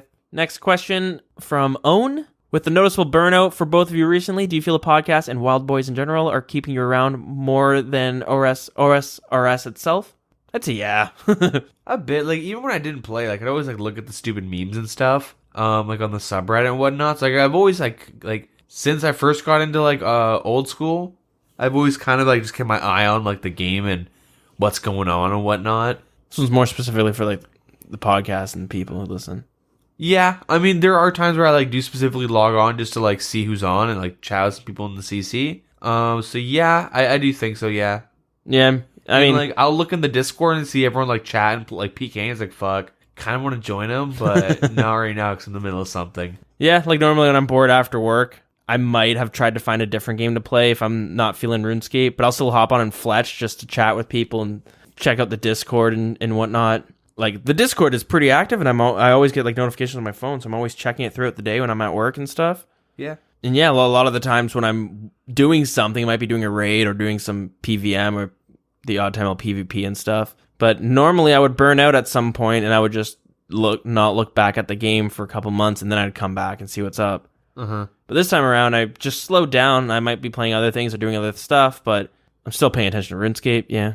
So I definitely think the podcast and the Wild Boys and Gals make it a lot more fun. Yeah. Next question, Penance Hunt. At what point did you both realize the podcast had surged in popularity, and what do you think was the cause for this? So I know. I don't. There's 2 times that made me go, whoa. The only thing I think of is like maybe raids and maybe Inferno. Well, I have a feeling once I mention this, it might trigger something in your head a bit more. Okay. I was on the subreddit once, and I made a comment. I like to just comment on the subreddit when I'm at work and stuff, and you come back, see who replied. But I made a comment. My name on the subreddit is not the same as, it's not Dilz, but I would have as my tag was the Wilderness Podcast or something, so that if you're on mobile, you'll see it, or if you just click the flare, you'll see that. Anyways, I said something, and then someone commented, "Hey, Dilz," and I was like, whoa. It like kind of took me back for a moment, you know what I mean? Like, yeah. Like, huh, that was weird. And then the other time was there was another subreddit that was going pretty strong. It's pretty much died out, called Oldschool RS, but it was good for discussion. So I'd also go on there to discuss things. And I remember somebody made a post being like, "What's a good podcast to listen to?" And then the top comment was, "Oh, the Wilderness Podcast." And I was like, "Wow, what the fuck?" Yeah. So those 2 times. Yeah. See, I don't look at the numbers like Dills, because Dills is like the one that uploads it and goes through all the data and stuff. I just kind of talk and that's it. I know a few times you've been recognized in game. Yeah. That's fucking crazy. Yeah, I usually screenshot it. I have a couple screenshots. It's always fun. But So yeah, those 2 times you kind of stumble across it when you're not like, you know what I mean? I'm just at work and you see it and you're like, yeah. whoa, nice. Like, I only know when we surge, like, when we get, like, a spike is when, like, Dills will go, yo, like, we got this much, like, this much this month. And I'm like, okay. Cool. Yeah, like, I don't know. We could have, like, 10 listeners or, like, 200 or, like, 1,000. It's still the same to me, I guess, because I don't look at the numbers. It's kind of like, it's cool. Yeah, it's interesting. And the cause, yeah, like, I would honestly just assume that, like, new people play, or, like, let's say, like, you know, yeah, mobile comes out and someone's like, when is any podcast? And then there's, like, one that comes up. I'm like, all right. Like, I don't think there's anything like Dills and Deagin get into some crazy controversy, and it's, like, on the front page, and everyone's like, no way, steak.com. But, yeah, I don't know. I think it also comes down to, if you look up a podcast, there's a bunch for old school Runescape that come up, but none of them have uploaded in years. But like maybe ours will pop up and you see, oh wow, 80 episodes, and the last one was uploaded 3 days ago. This one's still kind of going. That's interesting. I feel like podcasting satisfies a certain type of entertainment you're looking for. It's great for when you're at work, maybe at the gym doing housework, or you're driving. And YouTube videos can't always do it. Even like the Jagex Q&A, the Twitch streams are all right. Like, they're good because it's mostly audio you're listening to, but it's still the fact that it's a Twitch stream. You know what I mean? You're missing a bit. You might not need to listen to it or watch it, but so I feel like when people are looking for a podcast, the ones if you can't, it's hard to find a video on YouTube that you're gonna go, this will do the trick. Yeah, I'll watch this guy's PKing video, and you know what I mean. You're gonna have to watch some of it, so. I feel like people are like, there's no other podcast going on. You're kind of forced to listen if you want to listen to a RuneScape podcast. Yeah, we've cornered the market. Yeah. Take out our adversaries one by one. That's it. One pop. There's a few that actually have popped out that I'm just like, oh, cool. I got to listen to them. And then I'll listen to them. And then 2 weeks later, they stop posting. You go, we're not allowed to make any more episodes. This is our last one. Something came up. And you just hear me in the background. Yes, good. Send me your microphone. Yeah. Yeah, there's the odd ones that pop up in 2 episodes. It's the same idea that happened in the past. I don't know what's going on. I don't know why people just give up. Yeah, it's a lot of work. I guess, but fuck. I think, I don't know. I think that's pretty much it. It's just a lot of work. And then, finally, the final question from Color Eyes. What are some silly things you believed as a kid when you played RuneScape? For example, I had a friend tell me that the gods Sarah, Guthix, and Zami had a chance to spawn in the wild and destroy you out of nowhere. It made me scared to go into the wilderness.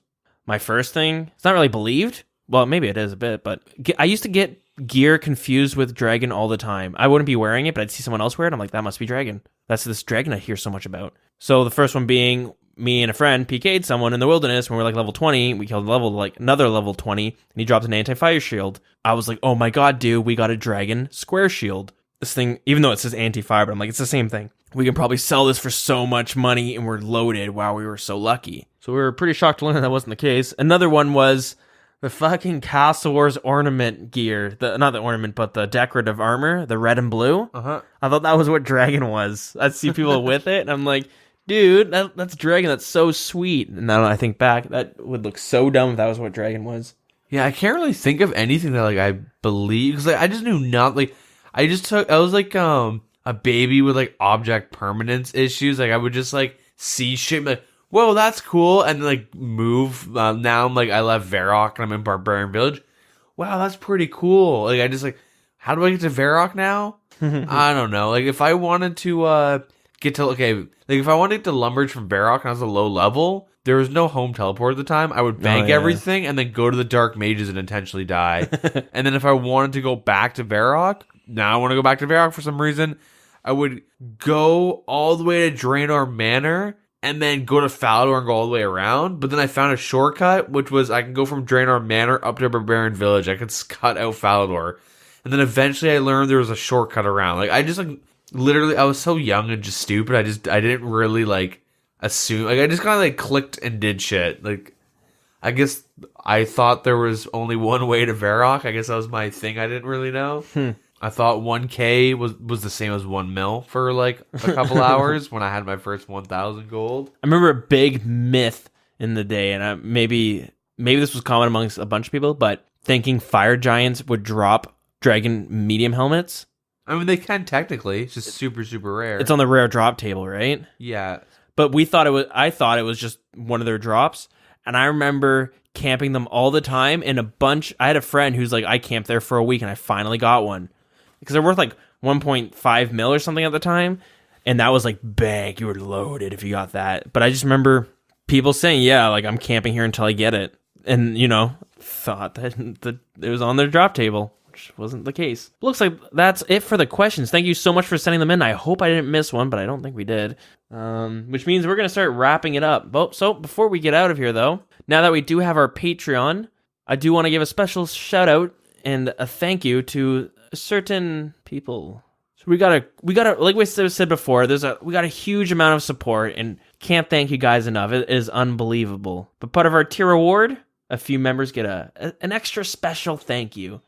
So our special supporters of the week are Melton, Color Eyes, Meat Lord, and Antoine. So thank you guys so much for supporting us and directly helping the show. With school coming, there might be some changes, but you guys really are helping us basically keep the show going as is and not having to worry about, do I have to downgrade the servers? Do we have to start time capping the shows, basically? So thank you very much again.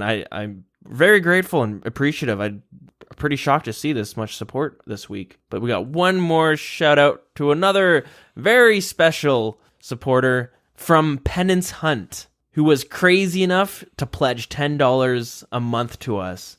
I didn't even want to add that too because I felt like it was way too much money, but fuck. Thank you for supporting that much money. So you guys are really helping the show. I already said it, I'm just rehashing it. You guys are really helping us, do this, and in the future, hopefully we can expand and do some other things. And when we do, thank you guys for doing that. But also thank you to everyone else who supported as well and pledged some money. It's I want to say it was overwhelming, but it was shocking. I guess I just was surprised. Anyways, we'll move her on to the part. I'm getting pretty tired. This one I'm pretty long. Let's get to the closing of the show. So if you guys do want to support us, it is patreon.com/The Wilderness Podcast. Our in-game clan chat is WildCC. Our Twitter is @TheWildernessRS. Our Facebook is facebook.com/The Wilderness Podcast. And our email is thewilderness.podcast@gmail.com. We have Discord posted on Facebook and Twitter. You can click that and it will bring you right in here. And Deagin's got some things, I believe. Twitch, Twitter, Deagin RS. Nice. Yep. Do you have a song you want to request this week? OSRS Melody? Mellow? I think it's called...